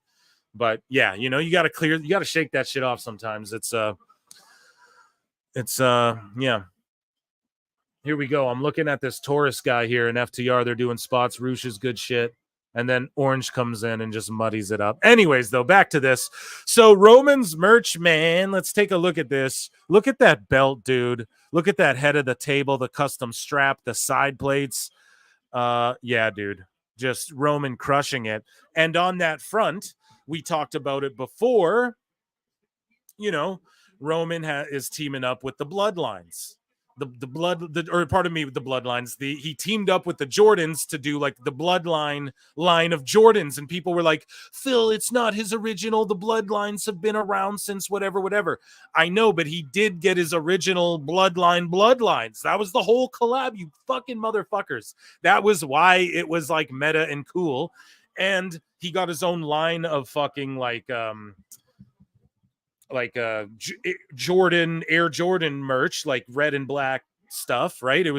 I don't know if they custom made it for him. I don't know who could all buy it. I don't know, but look, he has a partnership with Jordan, and we'll see the release of his Bloodline branded shit beginning 2025. It is his thing. This is via GQ style. So everyone's trying to go, oh no, it's just like the Bloodlines are just a Jordan thing. It's the internet worked. You got work. No, dude, he's fucking with Jordan. He's the GOAT, okay? We're looking at the GOAT, and his babyface run is about to be even goater than his heel run just was, which is what's insane. I'm marking out if you guys can't tell. But anyways, all the while, we have Dave Meltzer talking shit about it. Roman came back because management isn't high on Cody carrying the company at all. This might have been before, but it seems that Roman attacking Solo was a red herring. Oh no, is this from SummerSlam? Dave, no, you can't say it. You what? Dave, oh my God, Dave. Emotional damage. He's coping over SummerSlam, dude. They don't trust Cody can carry it. Is that what it is, Dave? Or is it that Roman can be in matches without the belt and they'll be the biggest thing on the card, and you have Cody with the belt? You know what I mean, guys? Like, is it that fucking they need to fight The Rock and they might have an influx of heels coming in, or they feel they do have heels, or Like, we don't know. Dave is just making shit up. Cope is what we call this. It seems that Roman attacking Solo was a red herring, and he was giving Cody a sign that he's coming for him at Bash in Berlin or whatever it's called. Dave, no, it didn't seem like that. No, Dave, oh my God, he doesn't know the nuances. He didn't even he fast forwarded it, I know. And he was probably rolling his eyes and was like, oh, come on. Will Ospreay was way better than wait till Ricochet comes in. Tony Khan. Because, dude, Roman looked at Cody and basically what went down between them, and he mouthed it too. I should have bookmarked it, but someone caught it on like their phone, where Roman was like mouthing to Cody, like, what did he say again? God damn it. Remember, Phil. He's like, just wait. It's a matter of time. Yeah, that's what he said. He goes, it's a matter of time. Like, I got to deal with this first. Matter of time before you get yours too, Cody. Don't think this is like some, you know what I mean? Some fucking handout or whatever. So can we please, yeah, you fucking Mark. Is that what you guys want? Right here, dude. Fucking Mark! You guys get it. It's insane to say they don't trust Cody. He's all over the world. He's like their top merch seller too. Like, besides Roman coming back out of nowhere, shocking the world and selling $1 billion, not $1 billion, but almost $1 million in fucking belts, dude. That's crazy, you know?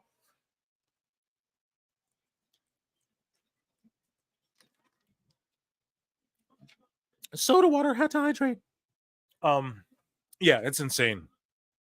It is insane. Someone Google or look up for me. You guys don't have to, chat. I ask so much of you. You guys are always too good to me. You truly are. Round of applause for you all tonight. And if the likes aren't at 100, get them up there, you haters. What are you doing? We're 9 away from 100. There's 225 listening. Okay? I'm sure like a handful of you can go hit that like. Round of applause for being here. Could be anywhere in the world. You chose to be here with me, and I cannot tell you how much I appreciate that. But anyways, Dave's coping. And Dave goes, this was being planned for months now. The date's back to late April. The same with Cody unceremoniously won the title against Roman. Listen, Dave, you fucking idiot. Here's the thing, dummy. Dummy, yeah. Everything in WWE is being planned months and months and months in advance. So when Roman lost the belt, they knew when he's going to come back, why he's going to come back, where he's going to come back. All of these things. They knew. They had it planned out months and months in advance to make these fucking custom belts. You think, Dave? Fucking Wavy Davy. Back in April, they knew they were going to hot shot book fucking Cody Rhodes. That's what he thinks. Oh my God. Even if they do, okay? Even if they do put it on Roman, he just sold $1 million in belts. Tony Khan hasn't even done $1 million gate, which is what this whole segment has been about, okay? Roman Reigns sold 800,000 in his new custom belt in 1 hour. Now, why are we making it about Tony? Because Dave is fucking lying about TV ratings, embellishing the truth, spinning it. He's fighting dirty. It's not a fight. To me, I want AEW to succeed. I want TNA to succeed. I want Ring of Honor to come back. I want everything to start banging, clanging and banging. Had Marie Shadows on. We're talking New Japan MLW. That's what I want, baby. I hope chat too. I hope I've opened your guys' minds and you guys have gained value from the show. And besides laughs, you're like, shit, I fucking didn't know about this guy. I might go check out or something. I hope that's what it does. But with all these embellishments, let's look at the hard numbers. Numbers don't lie, bitch. AEW hasn't drawn one TV show this year over 800,000. Roman is bigger than AEW by himself. Yeah, you got that right. So, and these are big gate. Like, dude, I wish I could do 637K gate on something. That'd be crazy. But I'm not sitting here talking shit. But look at all of these shows, right? The total, if this is correct math, if we're assuming this guy's math is correct, 2.2 million plus, right? So let's say 2.3 million. So that's not even Kenny Omega's paycheck. And then All In is $5 million. That's not even Moxley's paycheck. Or let's just say, let's say, okay, Edge and Mox are $5 million. It's more than that. It's fucking gotta be. But let's say them combined are $5 million. So not even Edge and Mox, and Edge is out with a broken fucking tibia. All In doesn't even cover that. And then these shows they just laid out doesn't even cover fucking 2.2. Like the Bucks each are making at least that each without question. They're talking 7 figures, weren't they? So we're talking, because they're vice presidents and wrestlers. So you got to, right? You know, one young buck is worth more than that in a year. That's what they're doing, guys. Like, this is what we have to understand, okay? Even if you love AEW, even if you watch it every week like me, you know, we have to understand this. So, and then you look at the tickets. I mean, whatever. Some of these did some good house. I'm not mad if someone sells 5,000 tickets for a show. That's good too. But that's their biggest houses. That's the point. These are their biggest ones in 2024, right? So like tonight, they have like over 1,000 people there barely. Well, that ain't doing shit. That's doing like what, 100K? Probably less than that. I'm not good at math, guys, but 5,500 people are there. They do 370K. So let's say there's 1,000. Let's give them the benefit of the doubt. Say there's 1,200 people at the show tonight. What are they doing then? Like 80K revenue on this shit? The Butcher and the Blade. The Butcher gets paid 80K probably a year, you know? George Captor for $5. Dummy, yeah. Let me acknowledge you, guys. Acknowledge me. $5 says, I lost whatever respect I had left for Dave when he said that Roman was thinner and skinnier. Yeah, what a goof. And then like at WrestleMania, Roman takes his shirt off, dude, and he's shredded like Eddie, dude. He was fucking shreddy, dude, was swole like a mole. You know what I mean? He was fucking thicker than a Snicker, man. And it was, dude, Dave is just, I don't know. You know, he works out too. That's what's crazy. Dave works out. You'd think he would just not bullshit like that. But you know him, he'll speculate on leukemia and all these other crazy things, you know. He'll just make shit up. He lives in fantasy land. Thank you so much. Let me give you a round of applause, George.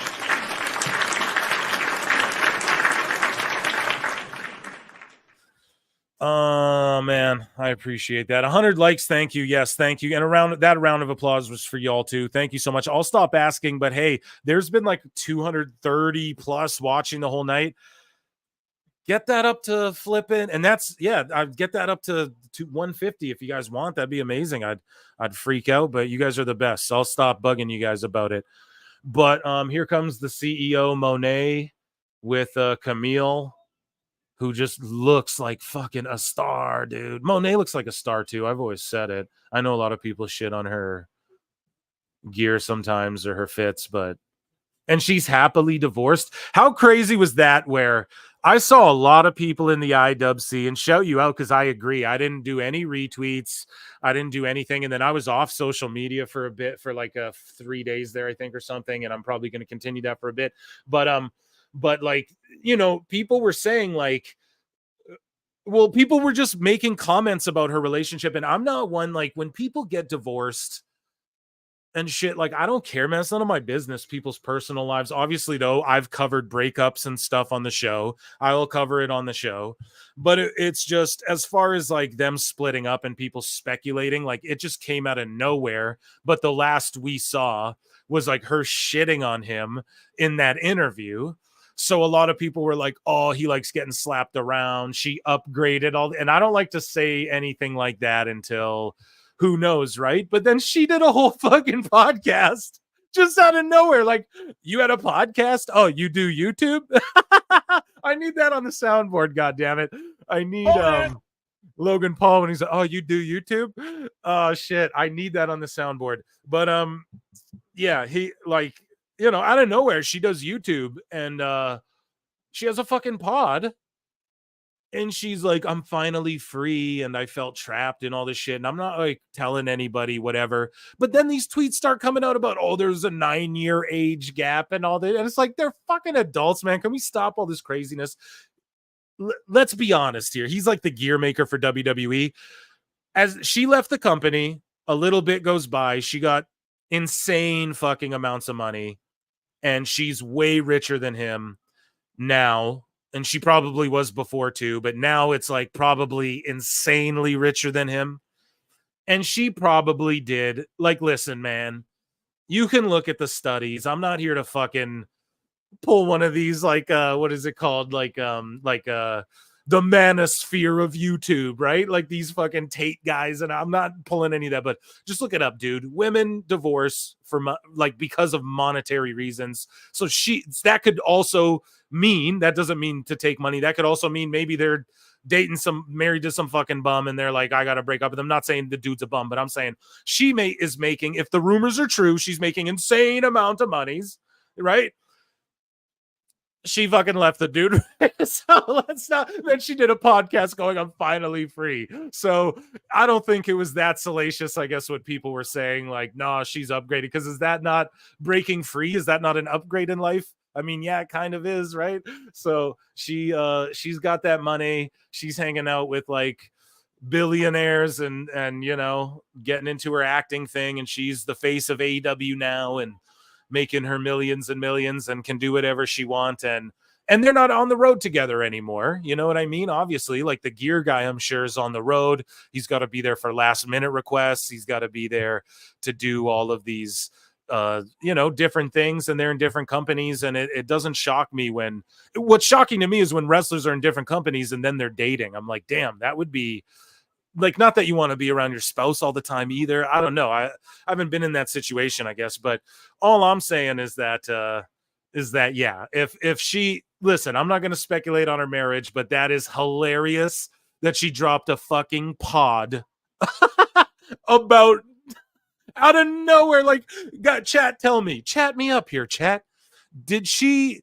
That's not very fair, Phil, to speculate. She had a podcast before, Phil. Come on now, Eric. Did she have a pod before? Was she vlog? I don't fucking know. I don't know. But that's crazy. To just your debut episode. You know, you could have just put out like a fucking press statement or something. But I don't know what else they talked about on that show. But yeah, it was like a therapy session almost. I was like, wow, that's what a lot of these podcasts have turned into too. That's what I'm not willing to do. You know, a lot of these pods, you hear fucking these comedians, it's just like therapy sessions, man. And it's like, yo, let's have some fun, you know? But yeah, I don't know. Mercedes, the best wrestler. She's like a high-pitched Vince Russo. I swear to God. Let's look at oh, sorry, I got an LC Killer for $5. Thank you so much. Dave continues to expose himself as a carny and a liar and a grifter. That's right. Where's my fucking liar? Here we go. Tell us what you know, you goddamn liar! Yeah, you're right. And Britt Baker has a videotaped in from her home. A videotaped in promo because she's suspended. So I covered that shit ad nauseum, man. That clip got like 5,000 hits. Thank you. And thank you for the super chat, and round of applause for y'all for running up the Clips channel.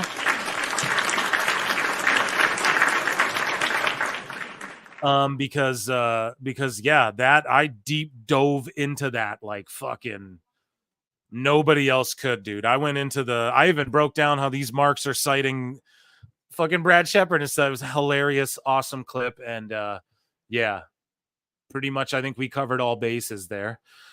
And I don't like speculating on shit either, but is that a nose job, chat? I'm sorry. Oh God, I shouldn't have said it. Is that a nose job on Britt? I'm so sorry. She's a cutie though. I ain't hating. Before too, pre the nose. Okay, Britt. If I'm wrong, I'm so sorry. God, that's a slap. Don't. How dumb could you be? Dummy. Yeah. Can't speculate on women's ages or plastic surgeries.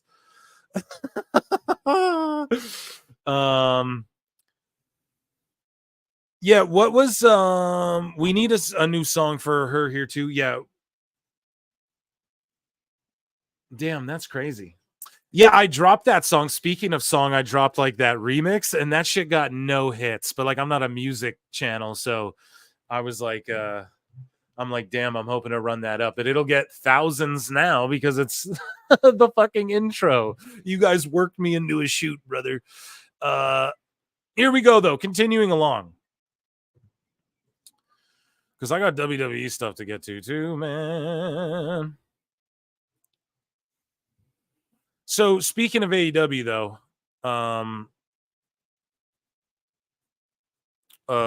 Tony Khan.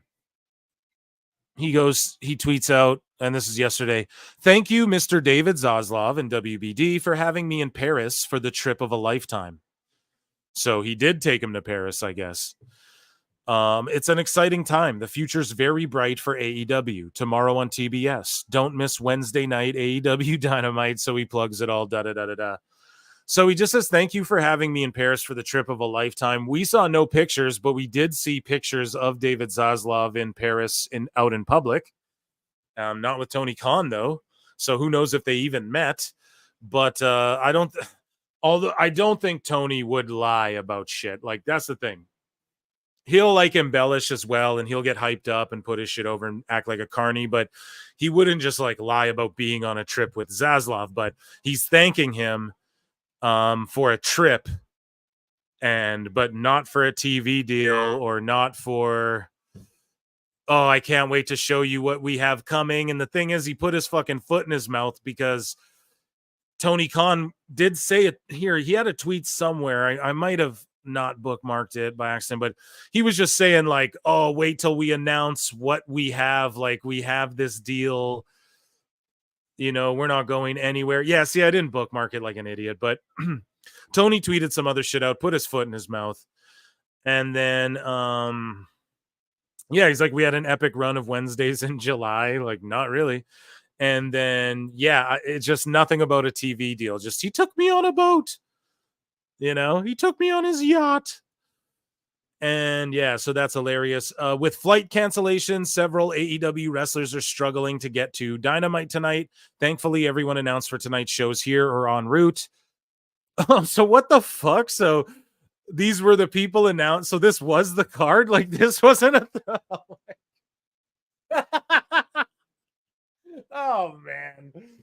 Oh my God. See, I even tried to give him the benefit of the doubt there. I was like, well, not everyone's there, so it's kind of thrown together. I won't judge it based on that, but and then no, everyone we announced is here. So this was his idea for the show, pretty much. Like, come on, dude.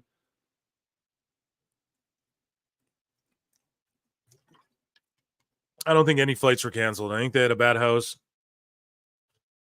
And Britt suspended, and people, I don't know, they had Osprey and MJF there, but it just goes to show you, like, what are you paying them all that money for? And I love those dudes, man. God damn. Here we go. So moving along, shout out AEW Neckbeards. AEW Rampage 209,000, AEW Collision 189,000, combined viewership 398,000, guys. That's fucking. And that was against SummerSlam, I guess, and SmackDown, but Rampage beat Collision. How crazy is that? And then Collision 189,000. So all that proves is what we say all the time. All the people, like the majority of AEW fans, also watch WWE. The majority of WWE fans don't watch AEW. Okay? So let me repeat that. The majority of AEW fans, the majority of them also watch WWE, right? But the majority of WWE fans don't watch AEW, obviously, and they watch other sports. Whereas I think the majority of AEW fans are those people who watch all wrestling and they don't watch other sports really either. That's what I think, you know? So everyone was watching SummerSlam. They want to see Roman. They want to give him their $600 for this cool belt. They can't even buy a fucking Sting mask at your show, dude. Or I know he's not wrestling for you, but a Darby Allin mask, or you know, they got to go to Pro Wrestling Tees and give Cole Cabana their fucking $12, and they don't want to do that.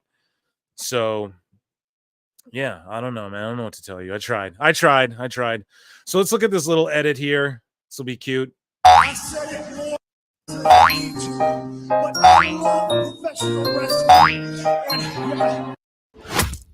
And And why do you do that? Like, I don't know. I don't get why he's doing this fucking rah speech here. I don't get it whatsoever. He does them so much. It's like, yeah, we get it, man. Can we fucking like just don't do this every time? Man, AEW just needs to run indies and run small buildings and just air one show a week. That's like a recap of all of these super highly produced, well-filmed indie matches with like promo packages and stuff, building up to pay-per-views like once every 3 months. That's what it should be. Boom. I just gave you $1 million, a fucking multi-million-dollar idea right there, Tony Khan, if you listen to me. I don't have the billions to fucking fund that, or I'd do it myself. But that's what you should be doing. It's what you should have done from day one. You motherfucker. And then if Osprey's wrestling in fucking Rev Pro with your belt, but it's on AEW TV, and it's like, oh, from Rev Pro, they blah, blah, blah, blah, blah, then you're elevating other indies, and I don't give a fuck that it's random fucking, you know what I mean? It may, because it's on your fucking AEW highlight show of the fucking, it's like ECW, right? When they went on TNN the first time, what did Paul Heyman do? He's like, no, we're showing like Jerry Lynn and Van Dam from the pay-per-view and cutting new promos, but sort of like catching people up on what this product is.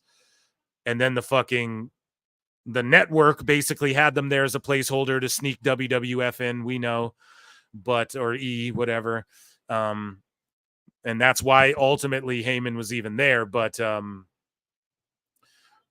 like, you know, it's true. He didn't get a lot of promo for that shit. And he did shoot on the network, and he did do what they didn't want him to do, which is why they got booted off. Tony is definitely doing, I don't even think they have like a big say. I don't think the executives in this whole AEW ordeal is like, hey, we really want, the only thing I think they ever said is like, we really want Punk. CM Punk. That's what we really want. Like, I don't think I think they trusted Tony was going to get it done, and they were okay with the 500,000, but now they're just looking at Collision, Rampage, and these other things like, okay, no Punk. Now we're not willing to experiment with you as much. You know, Jeff Jarrett going full heel on Danielson here. But yeah, I don't know, man. Epic fail for them in their numbers, and not to shit on them while they're down, but the cope happens, man. And it's getting bigger, more and more. Righteous Reg, we have a coper right here going, perfect example of why numbers ain't shit. Or actually, we'll talk about that after, but he said Collision blew away that other show. Talking about SummerSlam. Trying to tell me Collision blew away SummerSlam. Bro. You fucking mark! The best guys, Tony Khan. Jeepers, what a sicko. So it's just insane, man, what these people say. But I'll get into that after, because we just got a bunch of sicko cope. Well, no, fuck it. We'll just do this one right now. You know, Collision did 189, a 0.08 out of its time slot on Saturday. Meltzer's fucking, but when Raw's not on Sci-Fi, he doesn't bring that up. He just goes, they're down against the Olympics. Fuck you. But anyways, yeah, Dave goes, likely would have done better, even head-to-head with SummerSlam in its usual time slot. Oh.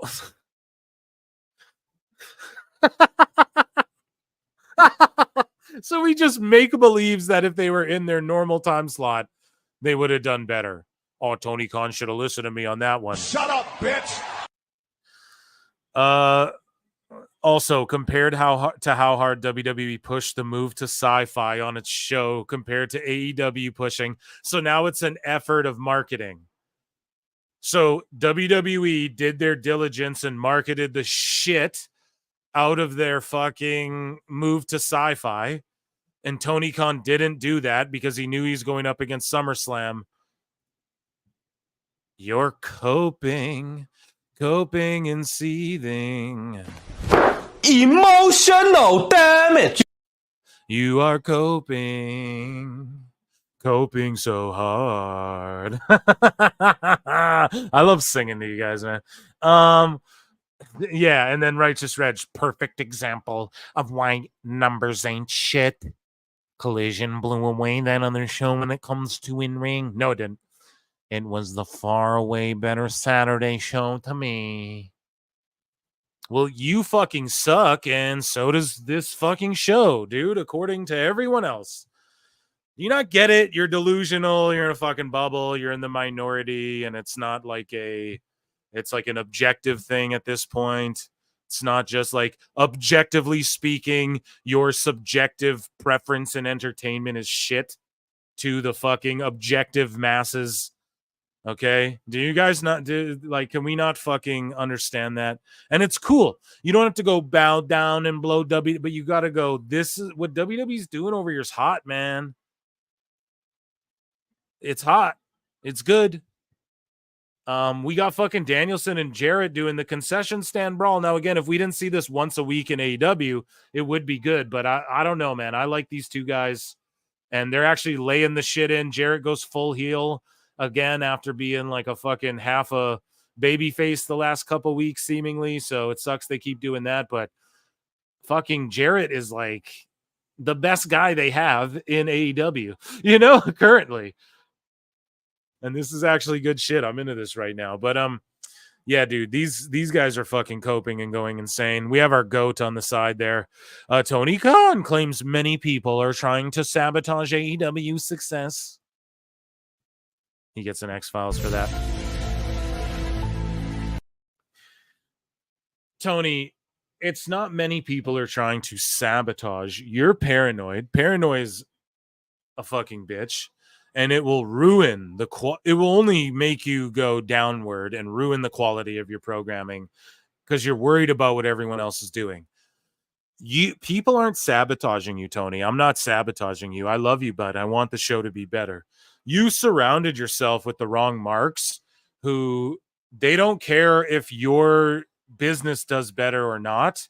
They just want to be proven right and want to be able to say, they just want to be right about shit and be able to get free news, hot news, and to be able to be like, oh man, Fed is evil. Like we're part of taking down this thing. That's all they want. And that's not what you're supposed to be doing. The revolution, this isn't like ECW, what you're doing, bro. It's very much different. And yeah, just if you're listening to this, dude, nobody's sabotaging you. Fucking there's not all these people out to get you. You're in competition. You wanted it to be competition until you were forced to compete, and then you didn't want to be competition anymore. You want to sign up all the free agents until until you do nothing with your wrestlers, and then they become free agents, and then you ghost them and you get sad that they're in competition. Okay? It's bullshit. It's baby back bullshit. And I see the hoofs and the horse and the Kentucky Derbies in the chat. We'll just put it at that.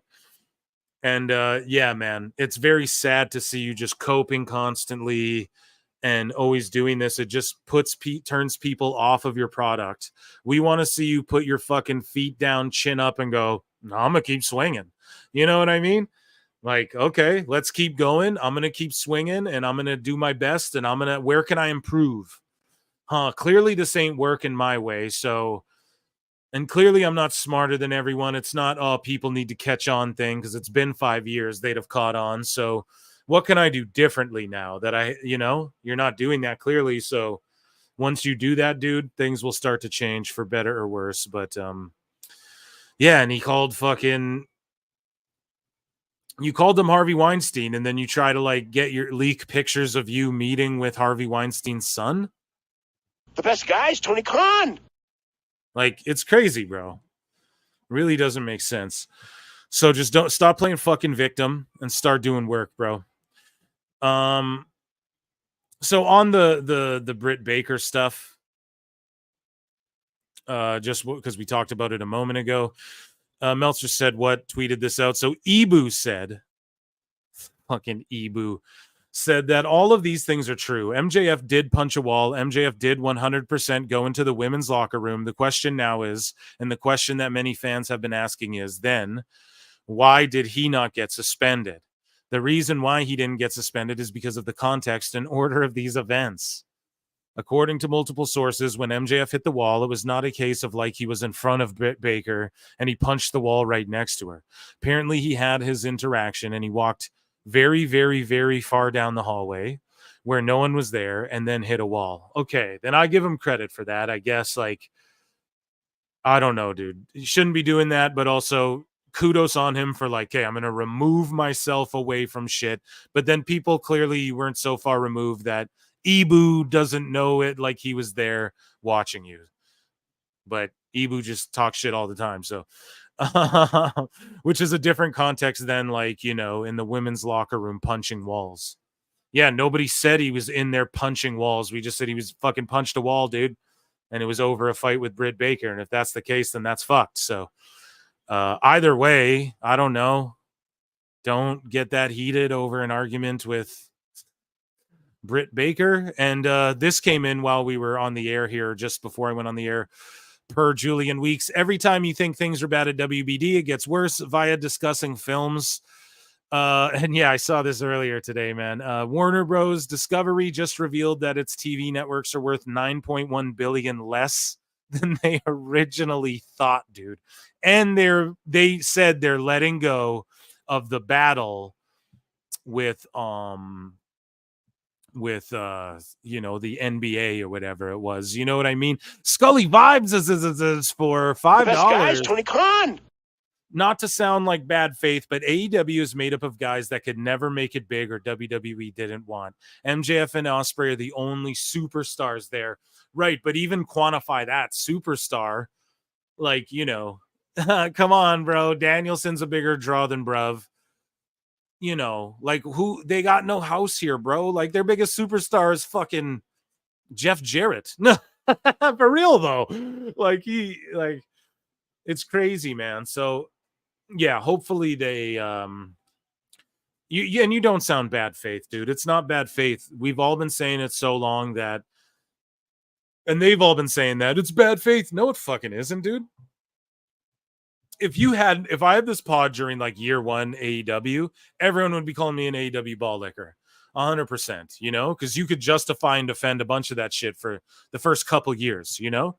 You could argue like, nah, this shit's a superior product week to week, you know? For a bit there, you honestly could. But something happened, something changed. Cody realized like, okay, it's starting to become a playground. Like, because you guys know that when, like, it's like when you start a new job, everyone's on their best behavior. Everyone's fucking, oh, hey, oh. And then after a while, it goes downhill from there. But you don't sound bad faith. And yeah, a lot of, and like all of the guys who were there, not all of them, but a lot of the guys there who weren't ex-WWE guys too, because they're all just fucking ex-WWE guys for the most part. Like, all of them, you know, and that's all he's interested in. Thank you so much for the super chat. Let me give you a round of applause.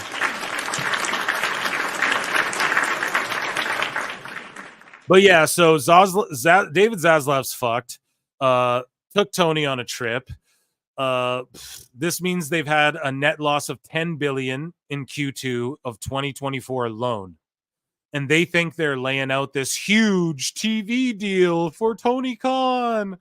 Now nowhere, everyone's looking at socials, all these other companies, everyone's looking at this abysmal TV rating they've done. They're looking at the product and compared to WWE and going, fuck, well, you know, we might not give you shit for this.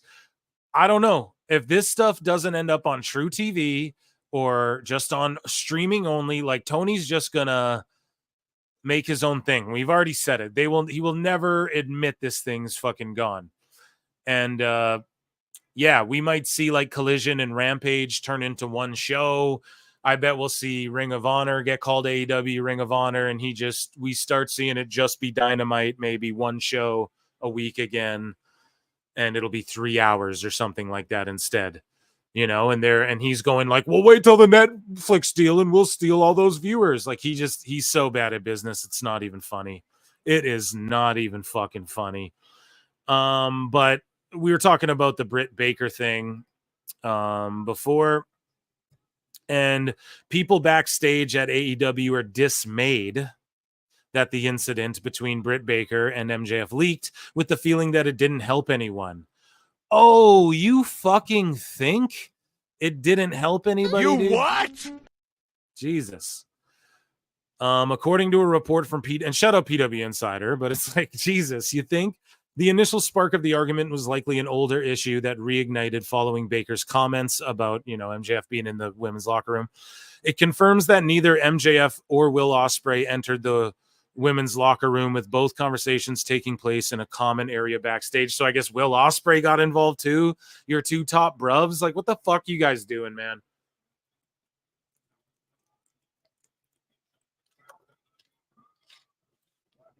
So like all these stories are conflicting, which what that tells me is that AEW is just trying to put out a bunch of different shit. They're trying to muddy this up to try and just not have anything pinpointed on MJF or Bruv or Britt even, I guess, right? Like they're probably just all like, hey, we just need to get through All In here, and so do I. I just need to get through All In. We're going to watch it along.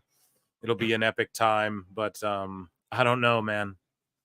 It might be like closing time. No, we'll always throw Dynamite on in the background and laugh at what's going on, but I don't blame you guys if you fall off and just tune in for what I'm doing over here. Like I could not blame anyone for that whatsoever. Danielson says he has no interest in WWE Hall of Fame ring or accolades. He just wants to be free, whatever the fuck that means. Okay, so Evil Dose says no wrestling promotion has ever had so many advantages in wealth, instant national TV, and a friendly media. Paranoia is a disease. Right there, he nailed it. And that's in response to Tony Khan saying everyone's trying to sabotage their success. Because it's just cope and it's ridiculous. And I think so. David Zaslav dropped NBA, but negotiating with AEW, man. Poor investors. Benched by the NBA. Yeah, he faces a tough question. So, like, they're done with the NBA talk. Zaslav's been a huge fucking failure since he's been brought back. Because I believe they brought him back as well. So, I mean, it is what it is, man. I have very low expectations for whatever this TV deal is. And, yeah, I could see some shows going away. Or combining. Like, he goes, oh, now it's just a Rampage Collision now. It's called Collision Rampage.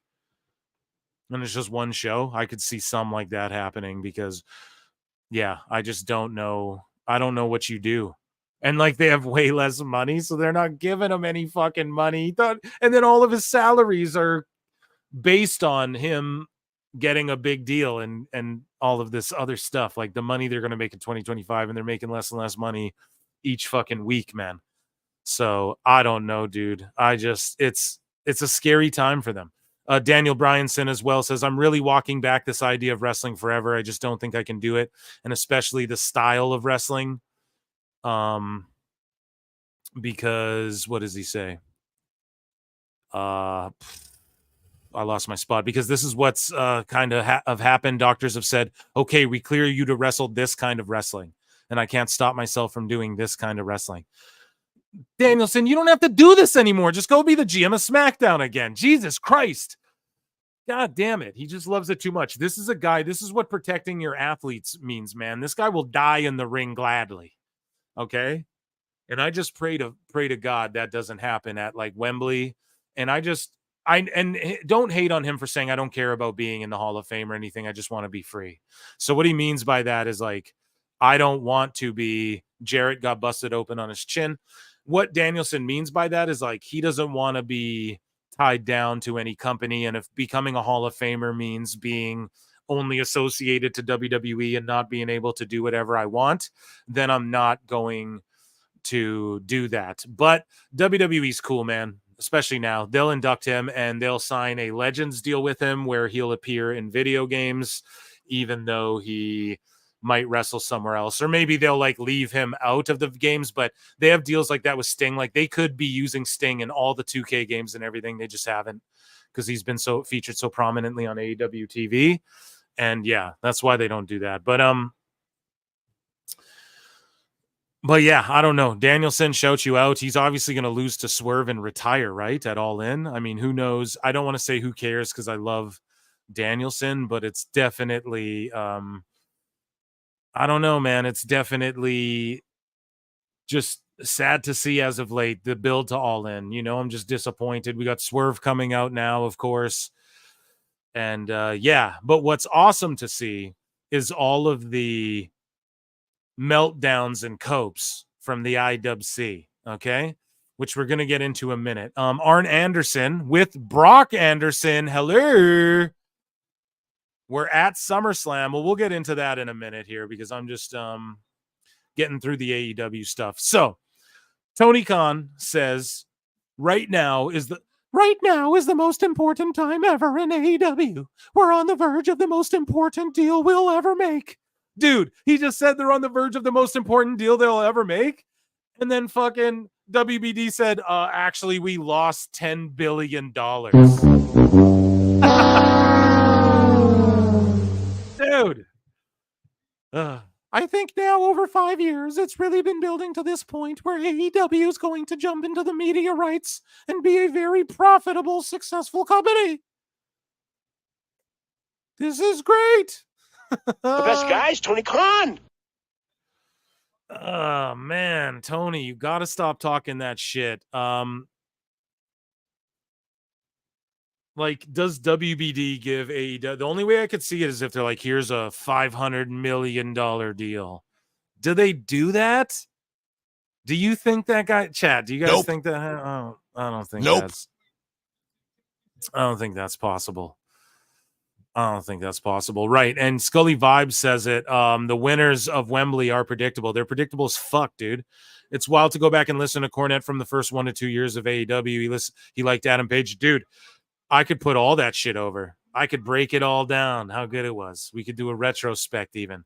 I'll rewatch it all and put it all over in hindsight. But yeah, man, Tony, you got to stop talking this shit, gassing everyone up. Danielson says, I've never had a boss like Tony Khan. Tony's super kind. He's a super kind human being, and I haven't had a boss like that. I had a great relationship with Vince and Hunter, and when I was in Ring of Honor, I had a great relationship with Gabe Sapolsky. None of them were particularly kind. That's been really refreshing. Okay, good. You got a nice boss. Good for you. Good for you. That's good stuff. Brad Becker, shout him out. He hit me up and said, where's the damn flute? Here's the damn flute, Brad Becker. And everybody here, keep Brad Becker in your thoughts over the next week. He has a surgery coming up or a procedure coming up, and a round of applause, and I'll give you a flute, buddy.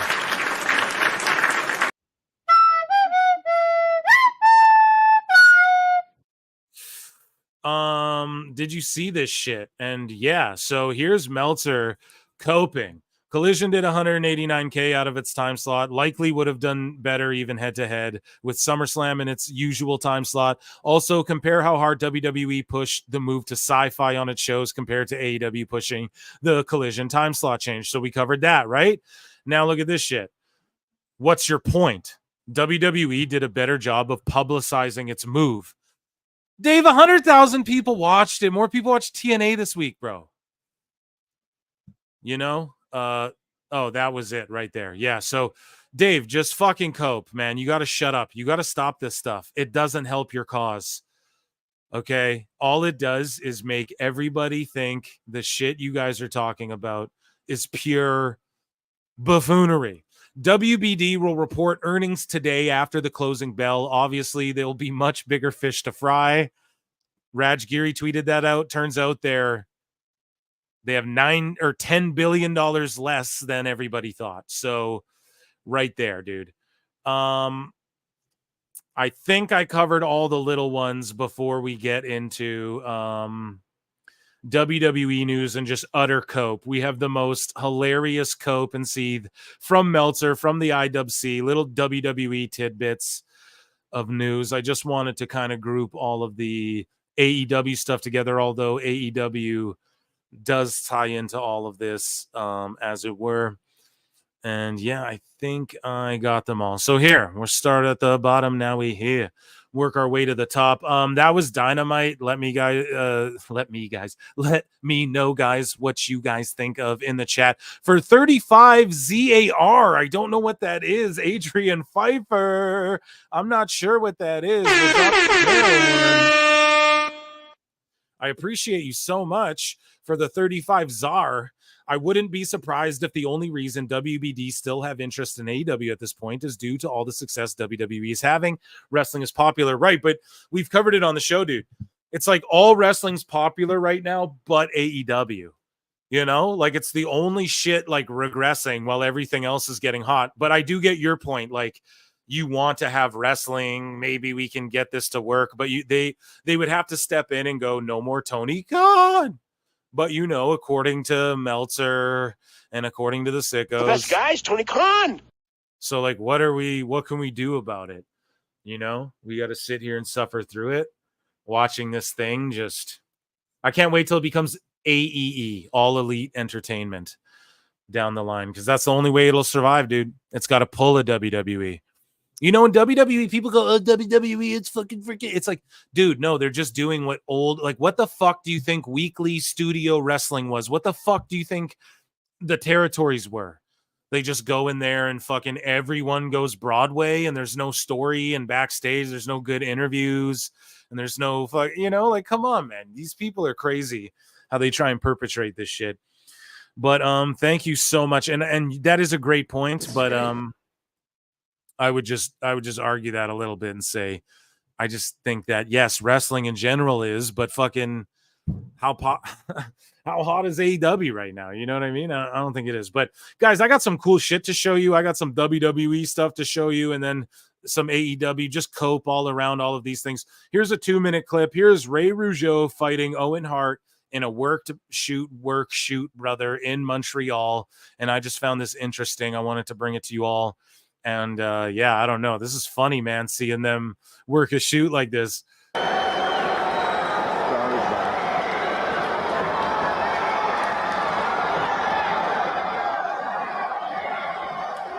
Oh, and clearly a wrestler throwing like backhand fucking jabs. You can't do that, bro.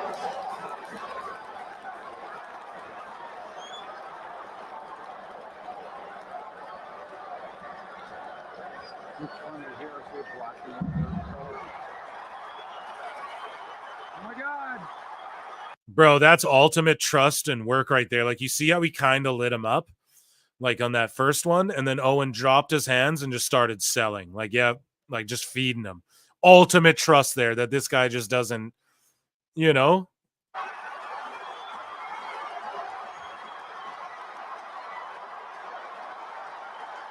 Fucking Owen, man, one of the GOATs. I just wanted to bring you guys a clip of that. God, what a GOAT, man. Scully Vibes with another $5. Thank you.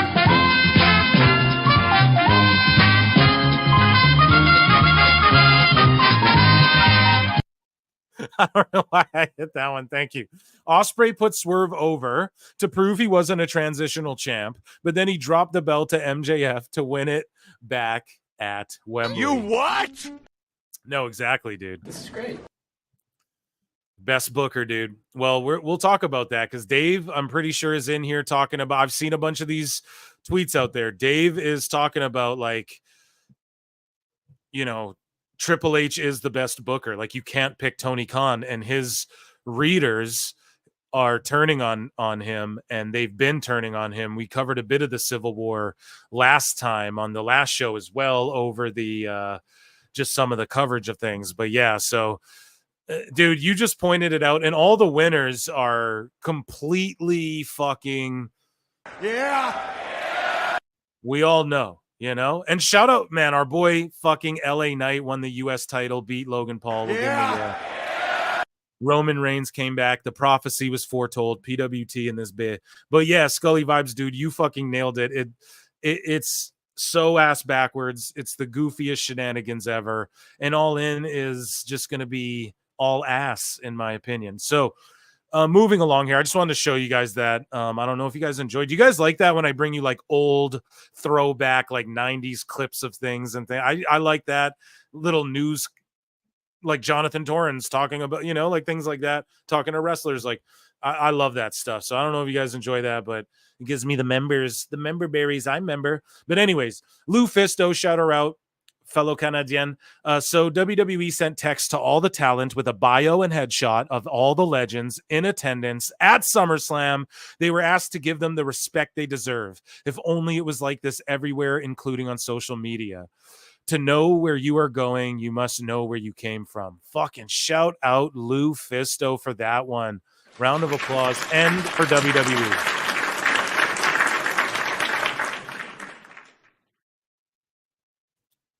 And they had DDP there, Scott Steiner, Booker T. Who else was sitting up there? Jacqueline. The legends. And WWE, they sent out the headshots to all the talent. Hey, here's the legends. Fucking shake their hands in case you didn't know. Some of these people come from sports backgrounds. The NIL, we talked about it earlier in the show. They don't know wrestling. Like, not everyone's an Uber Mark like Phil S. Marks, right? So, yeah, I love this very, very, very much. And shout out WWE for this. Just classy. A whole new generation of wrestling is unfolding here. Years and years to come now. Like this will, what they're doing now will affect the next 5 years, 10 years, 7 years, right? Oh, is that right? It will affect wrestling for a long time. And so even if it wanes off at some point, God, it's just what they're doing is so awesome. And shout out Lou Fisto for that. Moving along here. So here's just, we're going to get so much cope and so much fucking emotional damage. A lot of people crying for Conan. Man, I can't wait to get into all this. You guys ready? David Bixen span. Bixaruni. Meltzer said what cooks him. But at first, at David Bix goes, even with the, is David Bixen span, is he from the UK? I don't know what he sounds like. I can't do an impression of him. Even with the production changes post Kevin Dunn, it feels like the WWE in-ring style and overall presentation have somehow even gotten more sterile with Vince gone. What? If you like it, good for you. But I cannot at all compute being a rabid fan of something so cold and emotionless. Shut up, bitch! Dude, here's the thing. Here's the fucking thing, man. How do you say that? Okay, here's what Meltzer said what had to say. Let's cover that first. Bick, shut the fuck up and go pick your dirty socks up off the floor and throw out the 3-day-old pizza box before your apartment is infested with even more roaches. That is a cook if we ever heard, or I need to hit the air horn here. Where is it? I added many more sounds to the soundboard. It's a little, I moved a couple of them around, so I'm getting used to the layout. Anyways, though, yeah, Bick, shut the fuck up. I don't know about pizza boxes and crusty socks and all that, but these people go, I can't compute. Like they talk with this, like Ibu does it too. See now, what stupid people will say is that, you know, like the product isn't getting better. But what it actually is in the early phases of what their lowest ratings ever. No, it's you guys aren't smarter than everyone else, right? This is why I always say it. It's fucking Who Wants to Be a Millionaire. You phone a friend, right? Let's say $1 million's on the line. You not phone a friend. The millions on the line and you ask the audience, right? And fucking 70% picks D. Okay. And then fucking like 20% picks A. And then the other two get 5%. And then you're like, oh, I'm going to go with A because actually, like, you know, 20% of the people are the real true fans of this question. And so, like, you guys, maybe that's not the best analogy, but like, no, dude, objectively, y'all's subjective opinion is ass. It's just like with Rotten Tomatoes or when IGN puts out these bullshit, Deadpool and Wolverine wasn't a good movie.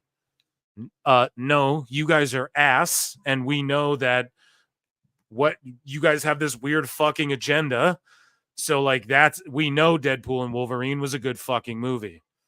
You guys are talking out of your asses, right? Like objectively, okay, you subjectively liked it this way, but everyone agrees your ass for that subjective take, right? So that can be true too, guys. From Wrestling Russ, a $5 super chat. I'm speechless when it comes to AEW. TK blame all of their shortcomings on WWE. It's so old. This is great. Yeah, dude, it is. It's getting tiresome, man. It's getting old, but we're here to cover it.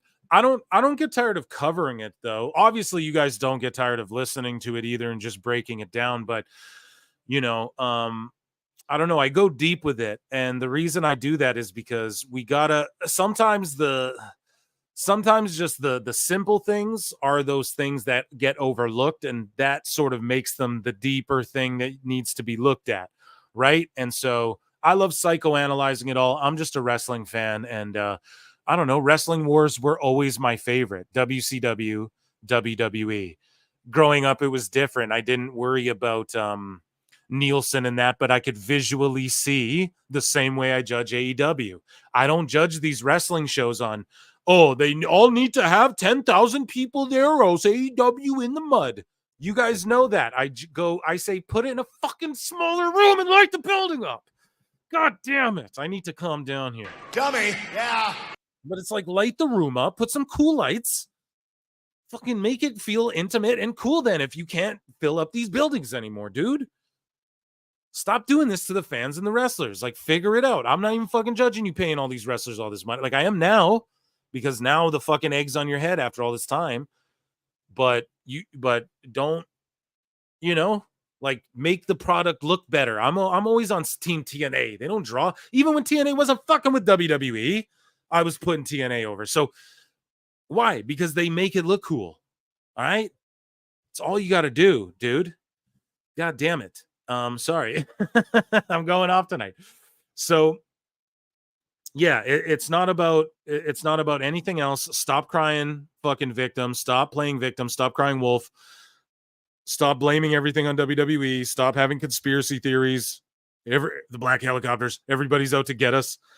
Stop having that be your mentality. Stop taking shots at them and then fucking crying when you get beat in ratings or when you get fucking beat in as far as like, or people are clowning you on the internet or people don't like your booking, like, start listening to other people. I don't know. Like, Tony doesn't need tough love. He's been getting that and it's not working. So and people go, oh, he listens to marks. Well, he listens to the wrong ones. Listens to the wrong fucking ones, man.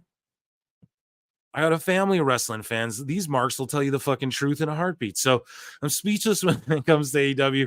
Yeah. So yeah, thank you so much for the super chat. And I appreciate that contribution to the show. I'll give you Conan.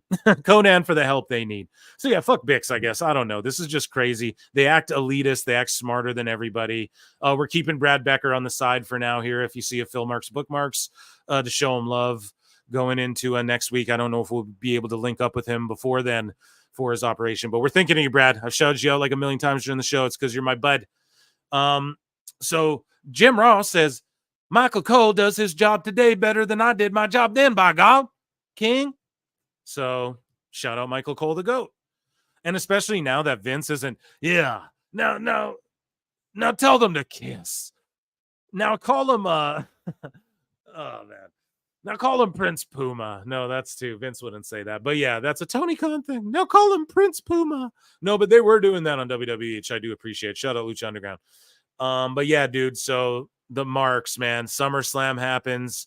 These guys are Copezilla. They can't handle it. They know too. These AIR Golds, they weren't watching Collision, bro. They had two screens on. They had Collision on their phone, if anything, and they're watching SummerSlam like the rest of us. And they're fucking hyped up for Roman, and they're sitting there like, but hologram broke Mark Sterling's arm. It was a better show, right? And they're sitting here going, Only 78 minutes of wrestling in 3+ hours. Here's the thing with AIR Gold too. He used to be like kind of cool where he was just like, no, I'm just saying like I like this better. But now he's full on shill mode. He lost all faith, all good faith. It's out the window with that dude. Has been for a long fucking time.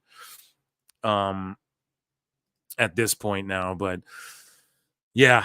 And so yeah, only 78 minutes. So he's got the stopwatch out. So like, are you watching Collision though? Like I thought Collision's on and you're watching Collision and it's the better show. So I don't get it. You watch SummerSlam still. So why do you care to watch it? Just don't watch it. They all say it. Well, just don't watch AEW. Okay, but you all criticize WWE. So we're not supposed to fucking like, then you just don't watch WWE, idiot. But they won't fucking do that now, will they? They're watching it with us. And it was such a success that Triple H tells us here that here, I won't get pulled for this because I'll do it the smart way. Shop smart, shop S-smart. So yeah, Triple H talks about how this is the last time you'll see SummerSlam as one night. So it'll be 2 nights. They might as well. They did a WrestleMania in one night. Is this the last SummerSlam that you see that is one night? I think so, but we'll see where that goes long term. I'm excited about that opportunity. As far as other PLEs going that way, we're always, you can never say this is just what we do. And then that's it. And that's locked in. And that's what we do. And it's just the way it is. And right, if you go back 5 years, who would have thought we would have been doing 2-night WrestleManias, let alone 2-night WrestleManias and 2-night SummerSlams. So we'll see where it goes. And that's an important part of where we go with it. I can't show it. I don't want to get Don Stevens by WWE. But important part of where we go with that also is bringing these events around the globe. We are truly a globe. WWE is usually cool too. They just go like they'll block like full on things, but when it's like matches and stuff, but when it's like this, they'll usually just go like, okay, you can't monetize it and it's blocked in these regions of the globe or something for whatever reason, or they'll just, but they'll go like, it's not like you can watch it, but it can't, like you can't make money on this and shit. So I don't know. It's not as bad as AEW just striking shit though that they don't like, but I don't know. They haven't really come after me. I'm going to knock on wood. I don't want to test my luck, but my Punk footage is out there with the Jack Perry fight. Like I'm not trying, you know what I mean? Like I think I do it smart enough, but I've learned from the greats, but I have gotten stricken. The first ever one, dude. First ever PWT live show. I got struck. It's hilarious. Anyways, let's continue. Company. There's no place that WWE is not seen. There's no place where we don't have a massive fan base and following. Right. Well, we don't need to listen to the business jargon, guys. SummerSlam, it's coming to a town near you, and it's 2 fucking nights. So get your family and friends, pack your bags, save your cash, and let's make it happen. Dave Meltzer, though. Sorry, Brad. I had to switch you off there, buddy. But yeah, I'll DM you, buddy. Dave Meltzer calls SummerSlam an angle show. It was an angle. Kurt Angles. But dude, it was an angle show.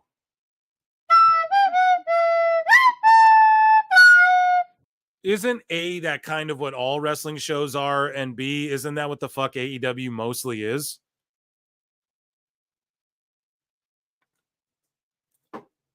It's no stories. It's just a series of angles. We've all talked about that. Cornette called it out before any of us. And we all didn't want to listen. I didn't want to listen either. He was right. This is great. It was an angle show. If you were, watching, the show to, see like, great wrestling, it wasn't that. Brian, it wasn't great wrestling. Oh my God, dude. He's completely lost it. He's completely shilling and lying.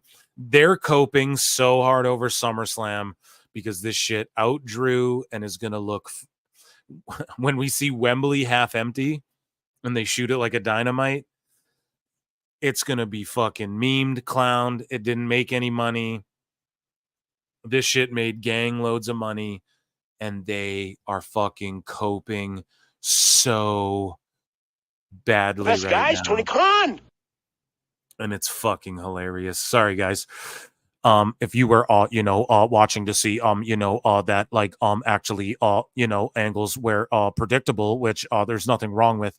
You mean like the predictable angles all in? We just went over it. My chat just broke it down for you, Dave. Is the most predictable fucking pay-per-view maybe AEW's ever done. And with zero heater interest. And not all of this was predictable. Okay, just because Mark's fantasy marked book Dom turning on Rhea did people the whole summer, the whole Judgment Day collapsing. I predicted that too, but it wasn't predictable. It actually took me off guard because I was like, that's almost too much though, Phil. You can't fucking like I've been predicting it for so long. I thought at WrestleMania could happen or here it could happen. Is it even going to happen all in one night or is it going to happen in chunks and parts? So it wasn't that predictable, Dave. You make this shit up, man. I usually say it must mean it makes sense. That's what this was. You pretty much could call everything that happened and they did it well in that sense. Okay, at least he puts it over. I thought it was an easy show to watch for a 4-hour show. Yes, that's what entertainment's supposed to be, Dave. Oh, it was an easy watch. That's good as compared to what? The AEW fucking shit that is exactly, it's not easy to watch. You got to digest it all and fucking, this is called good storytelling, bro. You don't get lost in the sauce. But Breaking Bad gets complicated and there are good nuanced storylines. Like, blah, blah, blah. Yeah, we know, dude. But you don't get lost in the sauce. You can follow them. That's just it. The twists and turns and surprises happen, but you can follow them all. You can follow what's going on in Stranger Things pretty simply. Dave, a fucking 14-year-old could, right? In AEW, 14-year-olds go, why are they fighting? Okay? We all know that. We've all had people go, why are they fighting when you're watching AEW? Okay? So anyways, but he enjoyed it. Good for Dave for enjoying it, actually. He does put it over. And I know I'm sort of doing a straw man, right? But we know that's what's going through Dave's mind when he's criticizing it. He's comparing it to AEW. Nothing else in his mind. Meanwhile, I'm sitting here comparing TNA to fucking AEW. I've been on that for a long time. So some fucking news. Here's Julian Weeks, bruh. Drew is posing with a pedo. So I guess this guy is a pedo or a three pedo. I don't fucking know, guys. Okay, sorry, YouTube, but yeah, this guy's a 3 PDO and a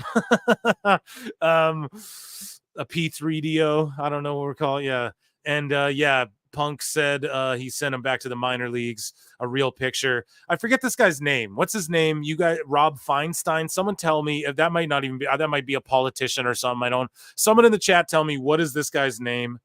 And I guess he's a Pedocchio, you know? So he, which I'm totally fucking oblivious, but he used to run Ring of Honor or something. And whatever. Rob Feinstein, yeah, founder of our ROH. Okay, there you go. So I don't know. He posed with a bunch of wrestlers. He was on camera, like behind the desk, and people are saying WWE should ban him and shit. So I don't know about. I'm not educated on that. So whatever.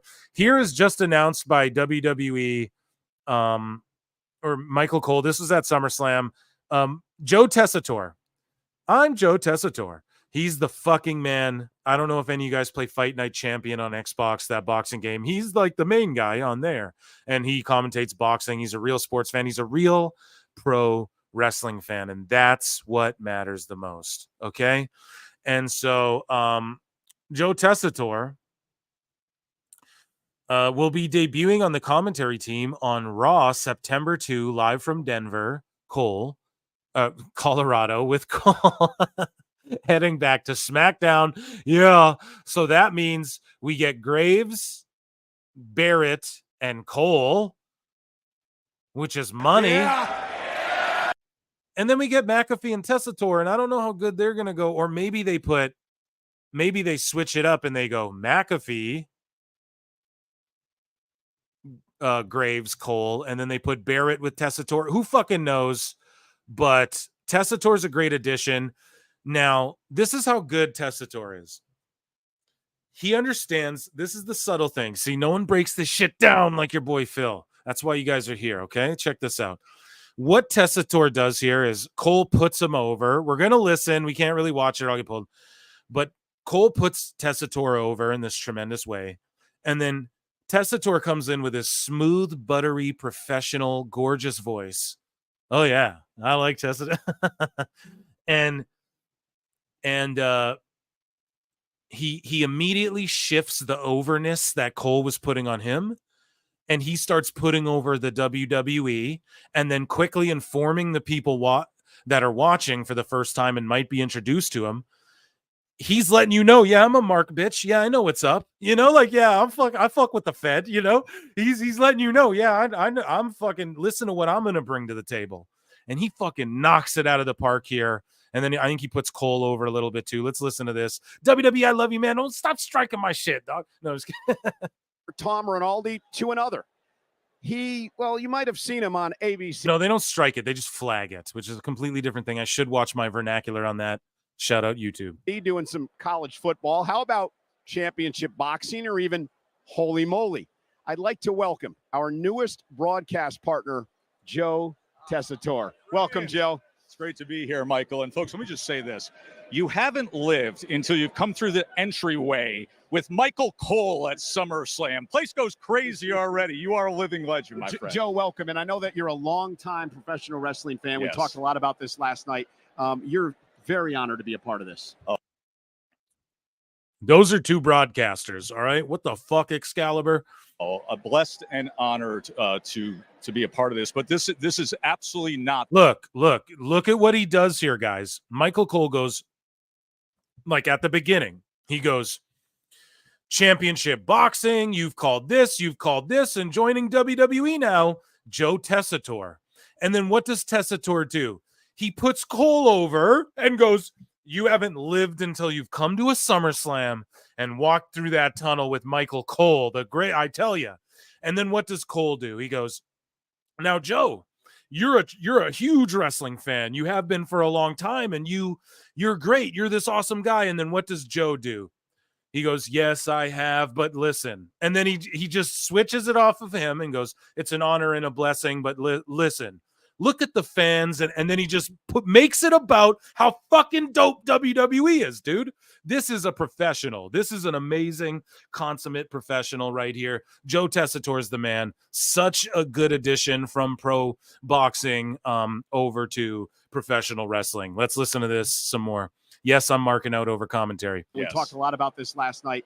You're very honored to be a part of this. Oh, blessed and honored to be a part of this. But this is absolutely not the Washington Avenue Armory in Albany, New York, when I was a little kid seeing Chief Jay Strongbow and skipping school to go to Pix 106 parties with Big John Studd. This is special. And as you know, I've been coming to PLEs for years and years now. I am psyched for tonight. Yeah, we talked a lot about watching wrestling on WRGV. That's right. Would you actually work? That means we're old. Albany, New York. Means we're very old. But listen, I want to make an announcement tonight. Joe is actually going to start. Yeah, I don't know. I love that. That's such a way to introduce yourself. I'm glad he didn't cringe it up and go Jeff Hardy or whatever, Jeff Harvey or whatever. Y'all remember that one? But yeah, so the commentary teams are switching up. Meltzer on the negative surrounding CM Punk versus Drew McIntyre at SummerSlam. Here's more Dave. Do we have to play another flute for this asshole tonight? Oh my God.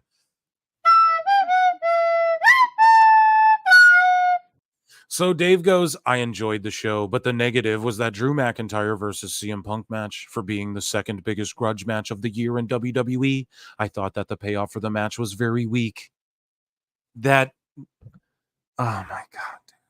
The storytelling in that match, and Dave has the fucking audacity to say that the whole match revolved around Seth Rollins. You fucking mark! You think, Dave? You think it didn't? Oh, it revolved around Seth.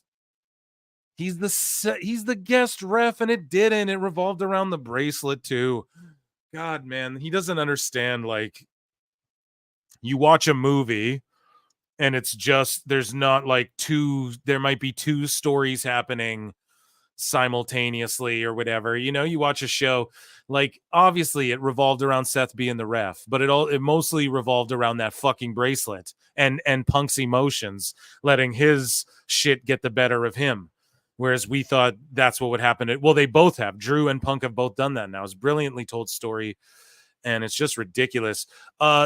Derek H for $20. Thank you so much. We'll play it.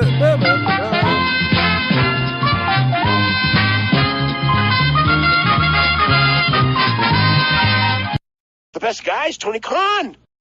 The one thing that will make AEW better is completely lost on everyone there, from the fans to the owner. Accountability, bro. Right fucking there, dude. That is it. Don't plan on the talent making this show better. They can't. We've said it. You could fucking get John Cena there. It ain't going to make a difference, dude. Like, it ain't going to make a difference, man, unless you let John Cena book the whole show, you know? They're being paid salaries as if business is good.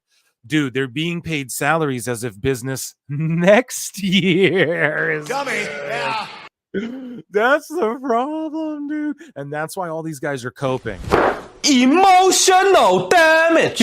That's why Dave Meltzer is just fucking groveling over SummerSlam. People are going, it's the greatest SummerSlam of all time. Oh, it wasn't that good. Meanwhile, he's given Ospreay and fucking Garcia 6 stars. Oh, man. It's hilarious. You love to see it. I love this shit. I love this more than anything, dude. Fucking hilarious. And, yeah, thank you so much. You just nailed it. I can't even really add to this, Derek H, because you're so spot on, goddammit. But yeah, they're being paid salaries as if like the next 2 years are going to be good, and we're seeing WBD's got no money. So they were planning on, according to Meltzer too, and he's Stooges. I know. Oh well, I know. I just called Tony Khan. According to him, right? The money that they're paying people, 55% of their profit. Or of the money they're bringing in, because they're not profitable, for fuck's sakes. So the money they're bringing in, 55% of that is just going to talent straight up, probably more. And then they're, WBD, like the window's open, they can negotiate elsewhere. There's still no deal. And they were being paid based on the future and based on fucking what TV deals are coming up and shit. Or like what they're going to get paid next year on fucking shows and stuff like that too. Their revenue, but there is no revenue. They're still trying to make money on that fucking video game, dude. Craziness. Thank you so much. And a round of applause for that super chat. Thank you. Very, very, very generous of you. Yeah, no, you're right. You're right, Derek H. Okay, so Meltzer continues. They had this big grudge match. They came out and the crowd was more into them than any other match on the show at the start. As the match got what does that mean? They were a white hot crowd, dude. They were not more into this match than several others. Dave, oh my God, this is such cope. I think it was the Seth stuff. But when Brian Alvarez tells you that the crowd's not into this Tony Storm and fucking Mariah May shit, you're like, Brian! Seth became the focal point of the match very early on, and then they didn't really do a lot. They didn't do a lot of moves, Dave. That's what he means by that, chat. That's what he means by that, listeners, viewers. He means they didn't do a lot of moves.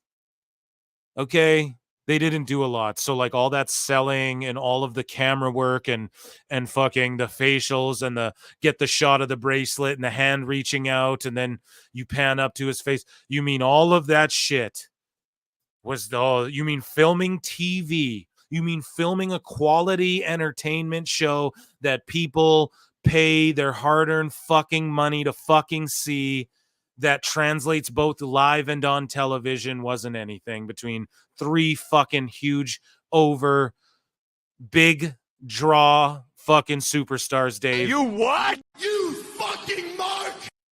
God damn it. The crowd 3 minutes in started chanting, "We want tables," which I thought was really weird in this big grudge match. Shouldn't you be into the match?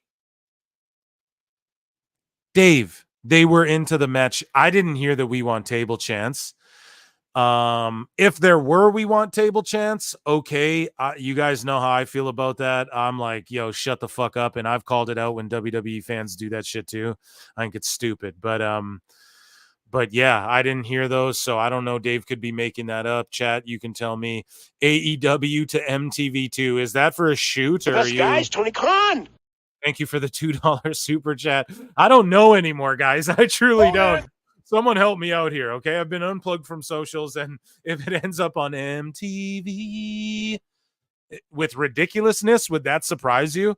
AEW just becomes a fucking Rob Dyrdek host shit, and it's just like a fucking compilation show of dumb yes, That's great. of dumb shit that they do. Oh my god, we need to pitch that. Holy shit, Donnie Soros, let's link up and fucking we need to pitch that. Oh my goodness, that is fucking hilarious. Thank you for the super chat. There was definitely We Want Table chance, but it was from the cheap seats, brother. Oh man, it's not all about fucking moves, Dave. Yeah, he's right, dude. You are right, Brad Becker. Okay, so here's more just fucking coping and seething. Here's more of it, guys. So this guy at Suit Williams, never heard of him before personally, probably blocked me before I ever crossed paths with him. I never heard of the dude, but yeah, I mean, I'm down, you know. It's just kidding. I really don't know. I can't judge him other than based off of this. So gonna have to clown you, bruv. That's probably what's going to end up happening here. But that aside, sorry, as I pull this other thing up over, yeah. Okay, so Suit Williams says full review of SummerSlam is up at Voices Wrestling. A terrible show with fans that enjoy it for reasons beyond my understanding. So another fucking groveling, unintelligent Mark acting elitist, snide, being fucking schmarmy, just another schmarmy prick, right? Just a schmarmy prick, dude. And saying that beyond my understanding because you're fucking dumb. That's why. Because you're not the intelligent one. Because you're so fucking dumb. And I'm sorry to go so hard on you, dude. But you're just parroting what these other fucking groveling marks are saying. And here's the problem. The people can be so dumb or so entitled. Often it's entitlement that they think that they're smarter than everyone else when they're fucking not. And to everyone else, we're all going, dude, you know you're that guy, right? Like you're that dude. Okay. This is that dude. Okay. So not to shit on people, but come on now. Jesus Christ. I just hate the elitist, pompous, like WWE is like, no, we're welcome. Don't you understand how everyone enjoys this? They're like, a bunch of dumb fucks enjoyed this fucking thing. Meanwhile, it's they're doing the best business they've ever done. Well, McDonald's does the best business. You like McDonald's. Everyone likes McDonald's, Suit William. You like McDonald's. I'm straw manning. He never made that argument, but I'm just saying, like, yes, yes, everyone loves McDonald's. McDonald's is good. I don't care what anybody has to fucking say. And if you don't think Taylor Swift's not good, yes, she is. Yes, she is. She's pretty. She sings good enough to sell the most records and to put on the best shows. And she puts on really good live shows and has good wardrobes. And I don't know. She makes music videos. People like, I don't fucking know. I'm not her number one fan, but you can sit there and go, yeah, she's fucking the best person making music right now, dog. Like that's, you know what I mean? You have to be able to say that. If you can't say that, then you're dumb. You know, you're the dumb one, dude. So anyways, it's called objective thinking. Being subjective all the time, that's like where people start becoming like sociopaths. That's when serial killers start murdering people and thinking it's like fucking normal and stuff. You know what I mean? Like this is when people like start like abusing animals in public and you're like, whoa, what the fuck's wrong with you? You know, it's like they were beat up or they're in their own fucking head too much. You know what I mean? And they're just only them. Like they can't consciously discuss with their own mind like what other people might perceive. You know what I'm saying, guys? I'm fucking trying to break this down here, but this shit annoys me. Anyways, the full SummerSlam review, including thoughts of Roman Reigns' return, Cody victory. Like, oh man, I don't understand why people like that. You mean the almost $1 million of Roman Reigns belt sales because he's a fucking big megastar and everyone wants to see Roman Reigns? And Cody Rhodes is white hot? You mean you don't understand that? fucking drives me nuts, dude. Sorry. I'm going real hard on this dude. I'm sorry, Sue Williams. You're cool. And then this is the same thing. The same tweet. He goes, I also reviewed Collision earlier today, a fine pro wrestling TV show. Oh my fucking God. Oh my God, dude. Goddamn. It's just a fine wrestling TV show in front of the no people, didn't draw a dime, dude breaks his arm. Maybe that was last week, or, oh, that was last week, Phil. Okay, well then the girl broke her leg. Whatever week it was, for fuck's sakes, man. You know? Like, I'm sure it was fine. The moves were fine in the long matches. I'm sure they were just great. Go on WWE The Vault and on YouTube, and they do that same thing there, dude. That's like an internet thing. Like, go watch matches on YouTube all day then and stop crying about WWE and enjoy WWE for what it is. But no, we're seeing this pushback right now because they're getting desperate. They're getting El Desperado here. So here's more on this Suit Williams guy. So this writer, quote unquote, seems stable. Or quote unquote writer, yeah. And that's what it is. They're really just activists who fucking weasel their way into these writer roles. I think I've come to terms on the fact that I'm a full-on WWE hater. Well, at least he admits it. There was a point where I thought I would be happy if the product was better, but when they win, they make sure everyone else loses. How so? They're elevating all these other companies. When Roman Reigns returns, I felt like a W that night. Come on, man. So I don't want that company to do well. Why? So that wrestling goes away entirely as we know it?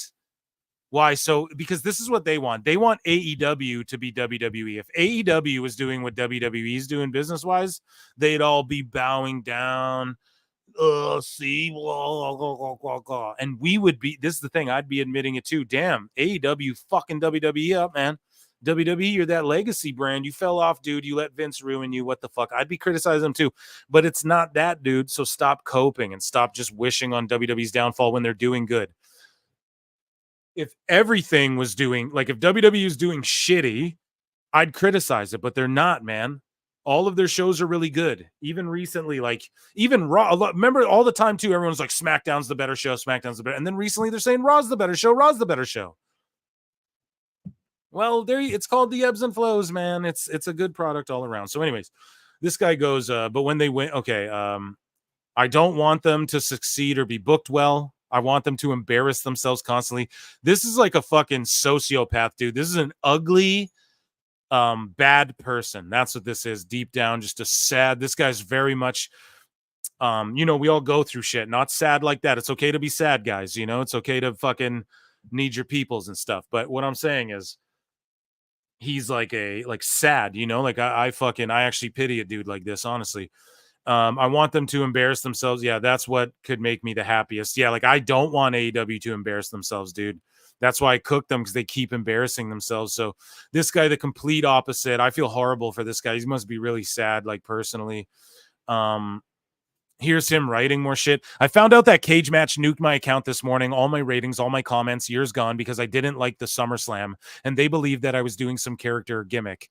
You are, or you're fucking mentally unstable, dude. Or you're like an activist, or you're being paid by Tony Khan. There's a lot of options, but they all sort of lean towards you're being disingenuous, because everybody liked fucking SummerSlam as one of the greatest of all time.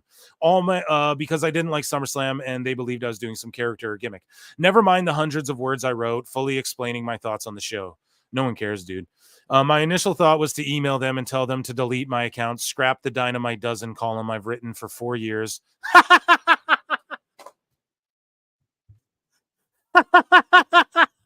You fucking mark! Delete my whole work, man, in like SummerSlam. Oh, fuck these guys, man. I've written for 4 years using Cage Match as a resource. Yeah, don't use Cage Match. It's where marks go to vote on matches. You fucking imagine that? Jesus Christ. I decided to be an adult. I decided to be an adult and talk about how I fucking hate WWE and never want them to succeed. Oh my God, this is just gold, dude. This shit rejuvenates me. This shit's like stem cells right in my fucking veins. A big part of me still wants to do that, but I decided to be an adult and write them with a legitimate and calm appeal. But then I just blasted them on public, so my email doesn't. I'm not going to be locked out of logging history in the small way that cage match allows because of my temper, or because of a quick trigger finger, or because of children, sometimes literal children, that can't handle someone not agreeing with them on their favorite promotion. Bro, this is what's funny too, is that cage match is mostly known for being pro AEW and indie and shit. So this is funny as fuck. Or allow myself to turn into some gimmick. You already let that happen, buddy. Suit Williams is my writing name, and that's fine. Everybody having a pen name, having a fucking gimmick name, whatever. That's like part of culture. Having a handle, whatever you want to call it. To me, I'm not knocking you for that whatsoever. Suit Williams has never put on a page genuinely what Lionel Williams thinks of, and then he's this guy takes himself way too seriously. He's in his head too much. Go outside, bro. Just fucking breathe some air and go on a jog. Finish it, pussy. Go ahead. Who knows what this was? Some shit that violated rules. Finish it, pussy. Go ahead. Who knows? Yeah, I don't know. That guy's unfucking hinged. Logan Paul was reportedly injured in some form during his match with LA Knight at WWE SummerSlam, according to Dave Meltzer. He wasn't, dude. He's just being written off TV for a bit. He had to drop that belt. And I'm hearing some rumblings he might fucking try and do another fight. Now, that could all be bullshit. But that's what if that happens, your boy Phil is telling you that he might be looking at a possible could box someone, possibly on that November card with his brother and Mike Tyson, in case Mike Tyson can't whatever, then they'll juice it up. But he might maybe not do. I don't think, because Paul did say he wants to focus on wrestling. That all could be innuendo. But hey, from me poking around, that's sort of, I've heard a little bit of that. Just talking to a couple homies. This kind of people make AEW look so bad. Exactly, man. Guys, Tony Khan. And that's what they need to understand. Like they're, you guys already know that's why you're here. They bullied a lot of us away. They just talk down to other people and stuff. And the WWE people, there's more infighting there because there's more people in that, right? So like you'll get Cody Crybabies and Roman Warriors legit going at it, but yeah, it's at least it's infighting. Like that's what you want is that's why WWE's hot, competition amongst each other, you know. And AEW's competition with fucking nobody, and their fans are pushing people away more and more. Even when the wrestlers have to address the fans, or the wrestlers have to go, yeah, I don't support anyone shitting on Jimmy Corderas, but you know, that's where it gets bad. So yeah, but Logan Paul's not injured. Jacob Fatu's not injured either. I don't think he is. I think he fucking hit that table, and I think their whole thing was to write him off. And people are like, well, he was in a boot in a grocery store. Okay, you're just fucking kayfabe. Tony Khan is a mark, and he wore a fucking neck brace to the NFL draft. Like, you just throw a boot on, you can walk in it. Probably not that uncomfortable. Just he knew he's going out in public. He was seen.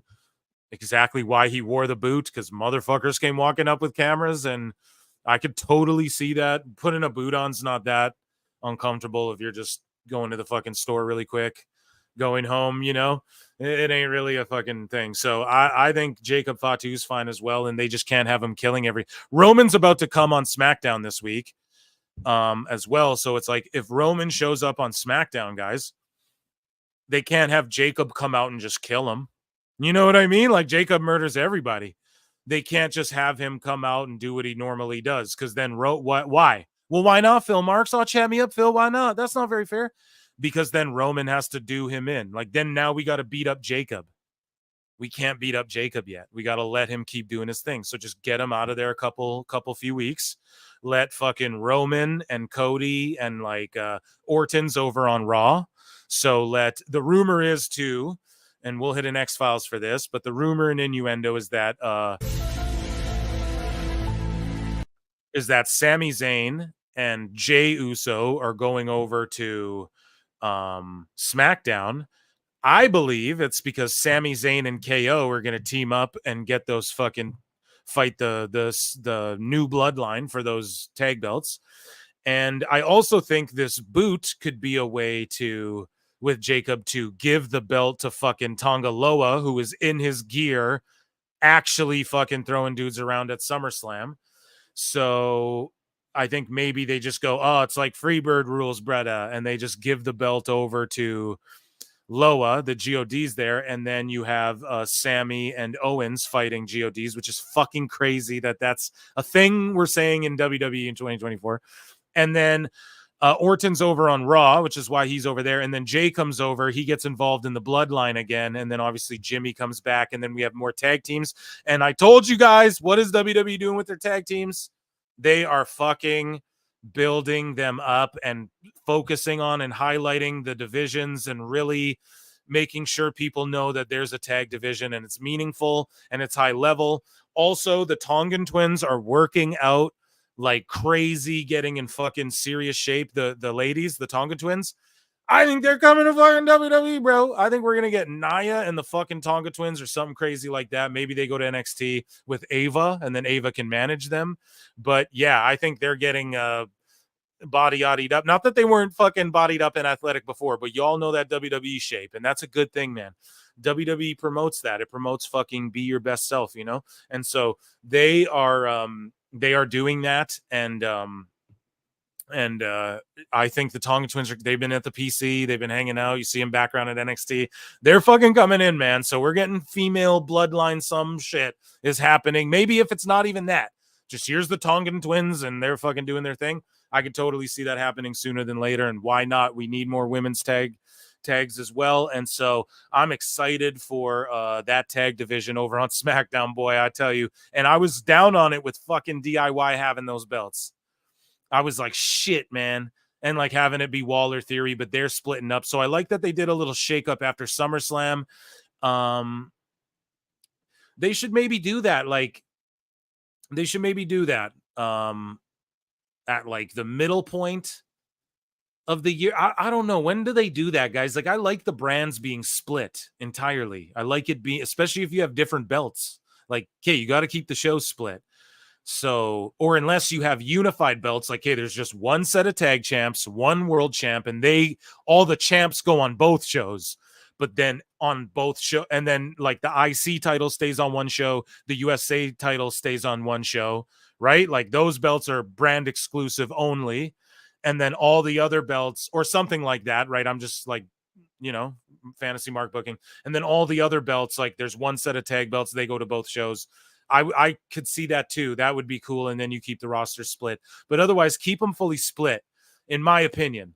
But I like when they shake it up, and like Orton showed up on Raw for Gunther. We weren't expecting that. And yeah, we were going to have some serious bloodline shit, but that's what happened with Jacob, guys. He's not hurt. They just can't have him beating down Roman as soon as Roman returns, right? And they can't have Jacob getting beat up either. They have to continue to milk this. And so maybe Hikuleo comes in to get Roman's back, or maybe we just get Roman and Cody and KO and Sammy and Jay show. Who fucking knows? Maybe that will happen in a couple weeks though, as well. Like when Jacob returns, everyone gets killed, and then, because that's going to happen. Like we're going to get Jacob destroying Roman at some point, and that guy will be a future world champion. Anyways, though, moving along. Here's another little, we'll bring that to the next show. So no mention of Raw's move to Sci-Fi in this tweet by the Hawk Tua guy. Raw did 1.73 million. I would think same show, no Olympics coming off SummerSlam would do well over 2 million. Last year didn't do close to that, but this was a hotter storyline show. See, he just creates these fake narratives. Shows how much the Olympics hurt, but very good number. So he's using that as a cope. Shows how much the Olympics hurt because that's his excuse as to why AEW is not doing good. And the other thing is this. He didn't bring up Sci-Fi at all. They were on Sci-Fi the last fucking 2 weeks. So he does, but he dismisses that because he goes, well, they put more promotion into it. Okay, but that's still a factor, you dumb fuck. So moving along. Oh, Ebu. Yeah, we covered Ebu's non-fucking sense with the Britt Baker stuff. So here's more Dave Meltzer bullshit. Him coping, groveling, Collision. And this is him admitting that Tony Khan is not Booker of the Year. The best guy is Tony Khan.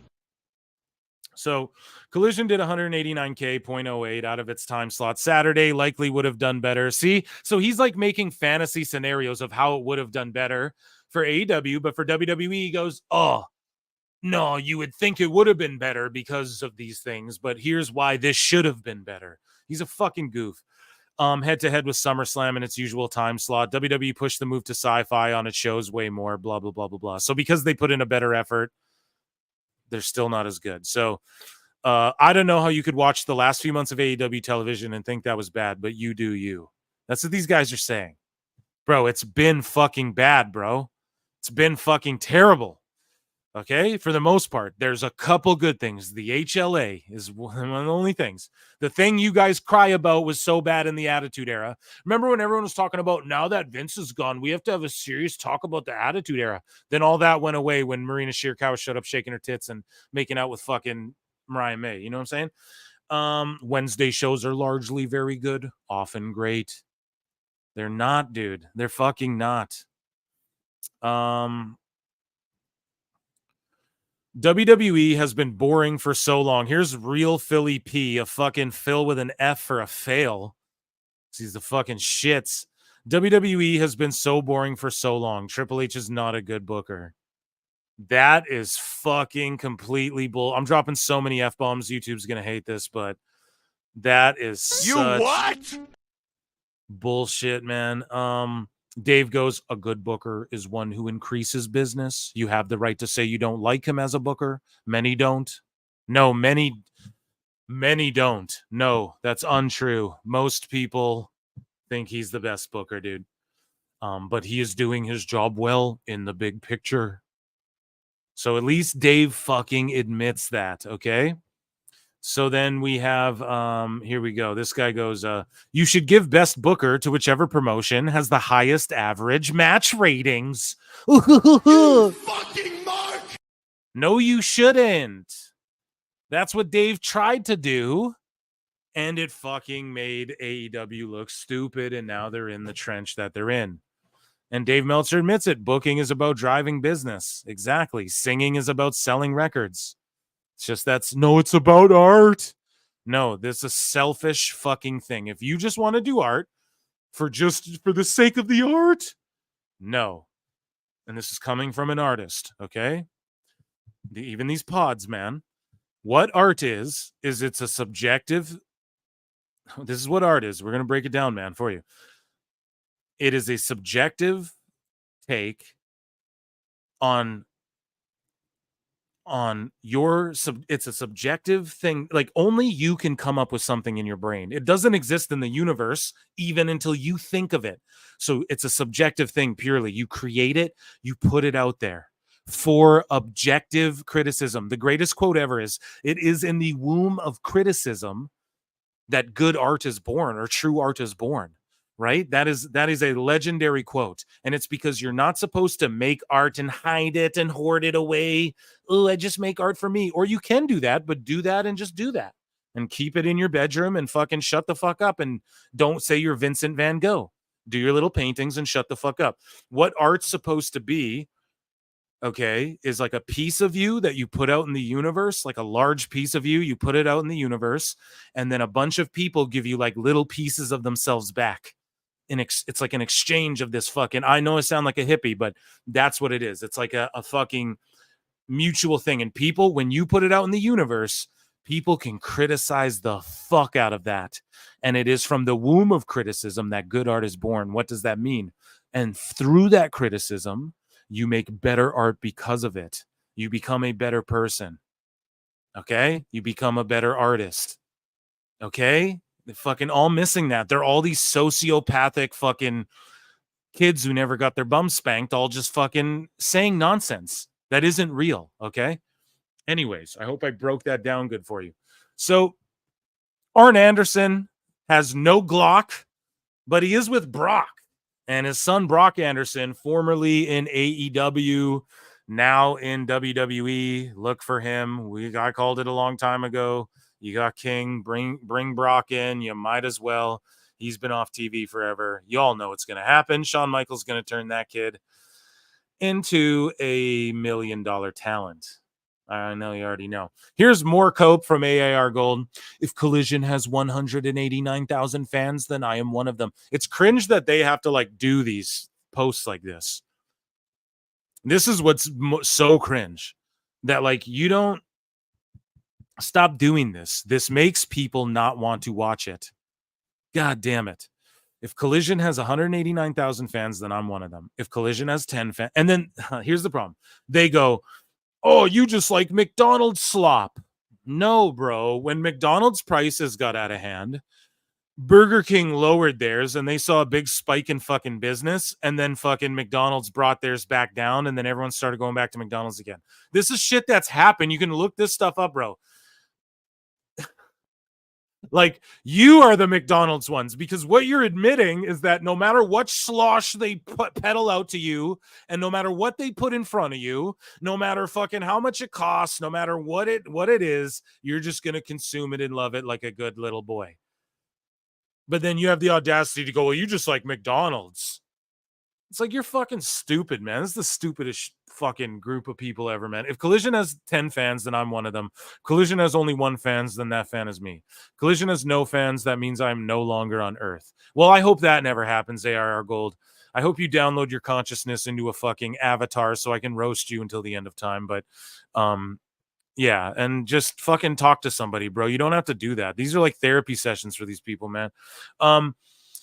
This ruined their day. At Dave Meltzer says, as of today, Levesque overall. Others have 5 months left. So, like, he's literally like, yeah, you have 5 months left. Not that, like, Mania and all this other shit so far this year already blew away anything AEW could possibly ever do. But Levesque so far is the booker of the year. At least he's admitting it.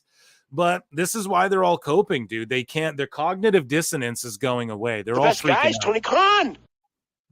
So, this Wyatt 6 debut did 1,725,000 whatever 0.62 in the key demo. WWE Raw after SummerSlam. So Dave isn't. Oh, you think it would be up? You think it would be up? You think the rating would be up to 2 million? He's just making arbitrary numbers. He's a scumbag, guys. He's such a scumbag, guys.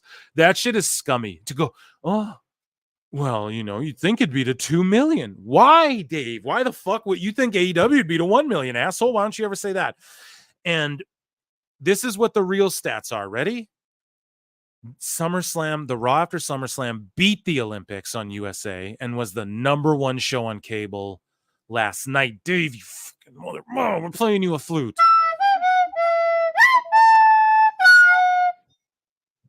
Dude, right there. #1 show on cable. And this motherfucker's talking about all just mental gymnastics, dude. Mental young bucks. That's what we call it here. Mental young bucks. Flip-flopping around, coping. Oh, well, you figure it'd be 2 million. Bitch, it was #1 on cable. If AEW was #1 on cable, you wouldn't shut up about it, Dave. Brian, can TK just get that damn TV deal done? Here we go. So here's at Base World 690. Can TK just get that damn TV deal done and get a bunch of folks to re-sign so we can move on from all the negativity? LOL. Like, I get it, but holy shit, it's also just like exhausting. Also, debut Ricochet, because that'll be something fun that'll help. No, it won't, dude. And I love Ricochet, but it's you. Tony's just bad at what the fuck he's doing. It's that simple. He just needs Jeff Jarrett to start running shit. WWE SummerSlam 2024, the biggest gate of any non-WrestleMania event in company history. This guy tweets out, I don't doubt AEW lands a WBD deal. WBD partially owns them, which hardly anyone talks about. I don't think the deal won't come close to the lofty expectations set by some of the media and further exaggerated by Tony and his wasteful spending sprees. Yeah, that's absolutely right. Thanks for that. Wrestle Purist says, so this is Ibu. No, this is Ibu talking about Fightful. Those spoken have said that AEW wanted to re-sign the Lucha Bros, but the process kept getting delayed by Penta and Rey Fenix.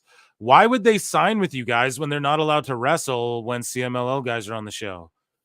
Over the past few weeks, it became evident to AEW that the duo weren't looking to re-sign, capped off by ominous Conan tweet saying what goes around comes around too. Conan! Yeah, they fucked up. They lost the Lucha Bros. And then what's going to happen is all of these masks, the Lucha Bros are going to come in. They're going to feud with the fucking LWO. They're going to feud with Legato. They're going to fucking feud with all these. It's going to be so good. They're going to feud with all these different tag teams, Motor City Machine Guns. I doubt, like, I could see maybe Lucha Bros going to them doing a big, like, NXT Mexico show and them like doing something there, but I could see them being main roster right away too, dude. But either way, WWE was interested in them before, and they're gonna sell a bunch of masks and everything with the Lucha Bros on it, man. They're gonna be gangbusters for them, and yeah, man, they're fucking. That's what happens, dude. Oh, we wanted to re-sign you, and then now the rumors are coming out. They were set to be in a trios tag title match, or like a tag team title triple threat match, but that's not happening now. And it's like, well, why the fuck would they want to be in that? You don't book them because CMLL guys are there. Like, you undermine them. You bring in Commander and Hologram. Like, push these motherfuckers like those guys. Fucking idiots. Jeepers. So, you know, we talk about what makes a good show. From the horse's mouth, Logan Paul, shout you out, buddy. Impulsive, don't pull me down. This is Impulsive Pod. And here's Taker spitting fucking $1 million game right here, like only Undertaker could. I always feel like in any given match, you're 1-2 inches away from something really catastrophic happening. Yes. Right? And you experienced it last night. You felt, you know. Yeah. So I think there's an element to the storytelling that guys aren't comfortable with that yet, where they are comfortable with their athleticism and they know what they can do athletically. But what happens, my opinion, what happens is from the audience, that's what they expect. And you have to continually put, okay, so you did a back springboard moonsault onto the floor. Yeah. Okay, I've seen that now. Now what do you got? Yeah. You know what I'm saying? They get desensitized. Paul's got the promo. Oh, I know. Yeah. To you know, I mean, when you and Ricochet did the midair collision, the clotheslines, it's like, oh shit, something that no one's ever seen. Yeah. So what ends up happening is a lot of times you might get yourself put in a box where I don't, you know, no backflips tonight. Yeah. Yeah. But if they're invested in the character, and I think you've done a really, really, really good job of being who you are and in your platform and your social media and being that guy and not trying to be, well, let me tell you something, brother, kind of a guy. You're genuine. So I think people resonate, whether they love it, whether they hate you. I think you could get to a point where you didn't necessarily have to do that. Yeah. It's nice to have it in the toolbox, but don't rely on it. I don't want to ever do that move again. Yeah, I wouldn't blame you. No, I've never done that again. It's on film now, brother. It'll live forever. Yeah, you don't. But I think he'll do it again, like one day at WrestleMania. It'll be like him versus whoever the fuck for the world title, and he'll bust that shit out again. And yeah, will Penta be Penta Jr.? I think like someone else owns that name, so he's not getting that back. I bet they'll just call him Pentagon. There you go. Or they'll just call him. They won't call him Penta El Zero. They'll call him like Ray Phoenix and. Oh, I hope they don't change Pentagon's name. They just got to call him, or they'll just buy that fucking name, dude. It's WWE. That's where the and it's coming back. You're starting to see more guys that are in, you know, Roman and all the storytelling. There you go. The storytelling aspect of it. That's what makes people care. Exactly. Do all the flips you want. So here's some fucking, they're just coping already. So the fans in Berlin, dude, they get Gunther versus Randy Orton for the World Heavyweight title at Bash at Berlin, dude. Like, what a great fucking match you get. They're going to give these legends to Gunther, dude. Crazy. And then here's this wrestling universe. WWE has already seemingly buried Gunther's title reign. He's been champ for like 4 or 5 days, man. It's fucking crazy. It's puzzling that Randy Orton, who has lost 100% of his pay-per-view matches in 2024. What, bro? He's had like 2. is still being considered for a world championship. He's got 15 world titles. He's one of the GOATs. Can't they find a more credible challenger?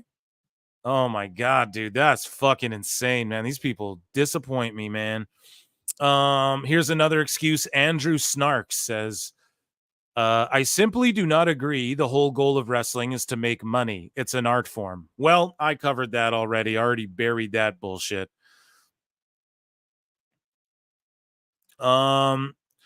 I have the right to, so here's Righteous Reg. We covered him before. So this is exactly to like, these are why these people are fucking, they're just pussies, man. They're just, it's just like some sort of egotism, dude, because it's like everyone should love a Rocky story. Like you get knocked down and then the comeback is even better, right? You get beat up, you get cast to the side, you come back even better and stronger. Righteous Rez says in 95, 03, 08, for all the terrible times, you weren't there for the guest host era. You started watching WWE in 2017. So stop gatekeeping. You're all gatekeepy fucking goofs, man. God, I dedicated my whole life to that company, money and time. Okay. Same with me to AEW. And it's been the biggest garbage trash shit the last few years. And you're all fucking saying it's not. I have the right to destroy them every day if I want. Well, same over here. You have the right to destroy anything, but just why is it to fucking, why is it to destroy them out of cope and out of like, in a disingenuous fucking way? Like I put over when AEW is doing good shit. Now I'm not saying you got to be me. Not a lot of people could be Phil Marks. Okay. Often replicated, often imitated, never replicated. But all I'm saying is that like, it's deeper than y'all know. Bro, we all are fans of wrestling. It's not that deep. We all get it, you know? We all get it, bro. Just got to calm down. I get it. The whole thing you made your whole personality and life about the last 5 fucking years didn't turn out the way you thought. Don't start blaming and groveling and crying and blaming other people for that shit. Donnie Soros says, I was a stand-up comic at one point. It was about the money and the art. Well, true. You got to go eat shit for some years. That's what the indies are in wrestling. But ultimately, like, you got to make money too, dude. You got to make money. And obviously, in the early days, you got to spend money to make money. But like, you got to fucking, like, let's be honest. If I wasn't making some money off YouTube and shit now, it's like I started ramping up the amount of shows I do. I would have just been doing one podcast a week still, getting 100 views on them, you know? But it's like, because, you know, it's like, holy shit, I'm actually seeing some ad revenue. Okay, now it's time to fucking expand this, figure out what we can do, more shows, bigger, better shows, all that sort of thing, right? It is about that at the end of the day, too. Like, everybody wants to do what they love and make money doing what they love, okay? And I love talking graps with you motherfuckers. So I hope that could just be the only thing I ever have to do. If it's not, I'm totally happy, too. It's cool. I just get to do it. But like, that's what it is, dude. Same with stand-up. You're working at a fucking Walmart. You're like, dude, I'm going to grind these open mics out for 10 years. You know what I mean? Me personally, too. I had a bunch of other YouTube channels and shit before this one popped off. I tried gaming channel and all these other things. I fell on my face a bunch of times before I, you know what I mean? Really figured out what my calling was in life, you know? And like, outside of this, too, as a writer, like, I fucking tried all types of shit as an artist that didn't pan out, that, you know what I mean? But at the end of the day, like, if you want to get paid to do what you're passionate about, that's the fucking ultimate goal for everyone in life. And it's way fucking easier said than done. I know, like, Rogan and these guys are like, Joe Rogan and shit's like, you just need an ice bath and eat elk and you'll fucking be, it's like, it's not that easy, right? I get it. So that's why I don't preach that shit. But it's you're exactly right, dude. You told the jokes, but ultimately, like, did you not want to get money for that shit? Did you not want to, like, get money so you could see other people who are in this grind with you get money? That's what it's all about, man. That's what life's all about. So I appreciate that super chat, man. Thank you for the $5. Round of applause. And I'll give you a bro. So, yeah, the Lucha Bros, man, they're fucking out of there. This guy's coping right here. He's got some deep-seated emotional damage here. Emotional damage. I should have hit it before. AEW clowns were legit counting the minutes of SummerSlam, but didn't want to watch Collision. Exactly. They're all busy timing SummerSlam with their stopwatches. None of them watched Collision. Why not? Support your shit, man. This is fucking crazy. Speaking of craziness, look at what I just found on Facebook. Somebody posted a picture of Tony Khan telling everyone that some AEW wrestlers might not make it tonight because of the flight cancellation. And oh my God, these replies, what is wrong with y'all? He's trying to update and show concern. So here, maybe here's some E-drones being crazy. Okay, so here we go, guys. We're comparing it today. Let's read some of these here. Let's back this up. Tony Khan has announced several talent, whatever. We know they weren't going to make it. That was an abysmal Dynamite. Abysmal. Okay, let's read some of these. Wow, all 6 people at the show and 60 watching will be bummed. Yeah, that's fucking harsh. That's because they wrestle one times a month and film vignettes for a month's worth of TV instead of being invested and in the road, and they're sheltered babies in a safe place. Now, he started off good, but then he went into full hater mode. It's a weather issue. Appreciate him being forthright. I honestly do. That's like a good thing, but whatever. Apparently all the scheduled wrestlers made it there, guys. So it's not about him being forthright. It's about him doing some weird fucking victim thing again. Like, oh, Tony, all the flights didn't make it because he said everybody scheduled or announced made it. So this was the show he had intended. So he does deserve a little roasting for that. It's a good thing there's so many wrestlers they're not using. True, exactly. Like, how do you not have fucking 100 guys on deck? Yeah, I don't know. Whatever. Just people roasting. Rightfully so. I don't like this victim shit. Oh, they couldn't make it, but here's everyone scheduled, but everyone else couldn't make it. So Odyssey Jones finally debuted on Raw, if you guys saw it. So we had Jonah absolutely squash Rollins, which was awesome. And then we had Odyssey Jones like align with the New Day, but Xavier doesn't really like it. So what I think is Big E comes back eventually and gets New Day back in order, but we're going to see a wedge be driven because of Odyssey Jones in between Xavier and Kofi. And I love this. And personality wise, he fits right in with the New Day, honestly. And it's going to feel like the fake New Day for a bit. And that's the point, guys. So people are going to, are they really knocking this off? Yes, because the seeds were already sown, man. Xavier was kind of like, whoa, what are you doing? And Kofi's like, yeah, man, I knew. Then they all get hyped up. And it's going to build up to, I hope, a Big E return, praying for a Big E return. And yeah, that would be absolutely incredible if it was a Big E return. His social media impressions, though, he got over 8 million plus views on all of the social platforms. Just not even return. It was like finally his Raw debut. I think he got drafted like fucking twice. And you know, so Okada's debut has 4.5 million views. Mercedes Moné has 6 million views. Ospreay's has 4. Odyssey Jones fucking got an 8 million view count on whatever, however you fucking. So round of applause to Odyssey for just. Or whatever show it was on. Sorry, was it on fucking SmackDown? I don't remember, but he hit Karrion Kross and dude with the. He hit them both with the AOP. He got him with the double sidewalk slam, and when he powered them both at first, when he had the first dude like Akam or whatever, and then Razor's coming up to him, and then he went to get him, I was like, oh no, this ain't gonna look like, damn, those are 2 big boys. Man, Odyssey got them up like fucking nothing. Just sat him down, put him down, and fuck, man, made them both look like babies. So shout out Odyssey. Honestly, when he was popping off mostly on NXT, I wasn't watching too much.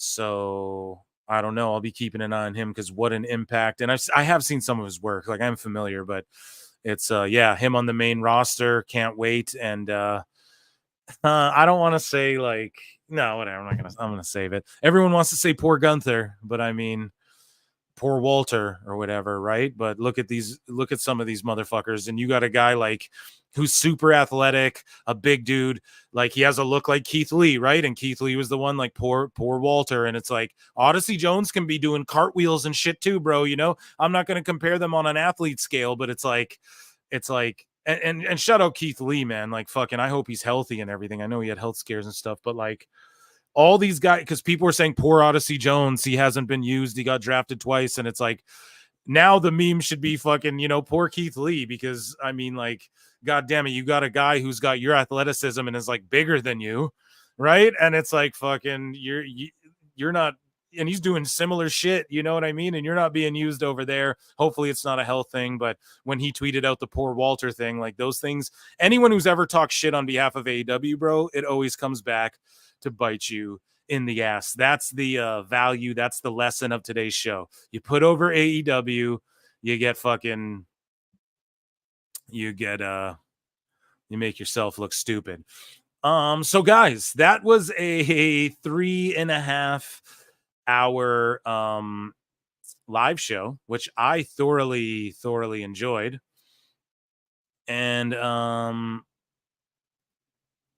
yeah, I enjoyed the shit out of this. Thank you all for being here. Sorry, I was just looking at chat quickly before we get out of here. We chill until the bookmarks are closed. Exactly. We chill. Here we go. Bookmarks are closed. Guys, I want to thank you all. Round of applause for you all for being here in the chat. Thank you so much to the members, the super chatters. Please hit that like. Please hit that subscribe. I know a lot of you already did. Damn, we had a huge turnout this Wednesday. It's getting bigger every Wednesday. I appreciate you all. I'm so sorry if I'm a little ghosty on socials. You know, you just got to take that time, man. But I'm always here for you guys. I'll crack them open in a fucking couple days. You know what I mean? Start getting back to people and stuff. But I don't know. I just need a break from that shit, man. But I just appreciate you all being here. It's my favorite thing to do ever, you know, ever in the world. And you guys could have been doing anything else, but you were here with me. And yeah, it means the absolute most to me. And I appreciate you all so much. And with that, you guys already know what's coming. I will see you all in the Upside Down. Here is the outro of the show, the new intro outro. I don't know. I love you all. Thank you for staying tuned in with me. And I hope you guys can see that. I appreciate you all. We are the Youth Gone Wild. I look and see it's not just me. Jack, why do you insist on doing this dumb internet shit on TV? I look and see it's not just me. This place is a fucking joke, man. You're a clown. I quit. So many of us have stood where I stand. We are the young, so raise your hand. So many of us have stood where I stand. We are the young, so raise your hand. We call us problem child. We spend our lives on trial. We walk an endless mile. We are the youth gone wild. We stand and we won't fall. We're one and one for all. The writing's on the wall. We are the youth gone wild. No. It doesn't make logical sense, but it makes. Well, yes, of course. But it makes wrestling booking sense. Of course, this makes no sense. Of course, okay, it makes no sense. However, in pro wrestling booking, which often makes no sense, it would do that.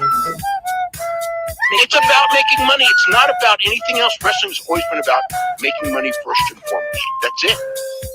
Yes, I look and see it's not just me. Last weekend was the greatest weekend in AEW history. This is the greatest week. I look and see it's not just me. Security, my safety, my life was in danger at a wrestling show. So many of us have stood where I stand. We are the young, so raise your hand. So many of us have stood where I stand. We are the young, so raise your hand. We call us problem child. We spend our lives on trial. We walk an endless mile. We are the youth gone wild. We stand and we won't fall. We're one and one for all. The writing's on the wall. We are the youth gone wild. We call us problem child. We spend our lives on trial. We walk an endless mile. We are the youth gone wild. We stand and we won't fall. We're one and one for all. The writing's on the wall. We are the youth gone wild. Living wild. Yeah. If you're familiar with how we do things often here on these Wednesdays, it's a lot like one of my favorite movies, Time Cop. What? Fuck you. Fuck you. Yeah.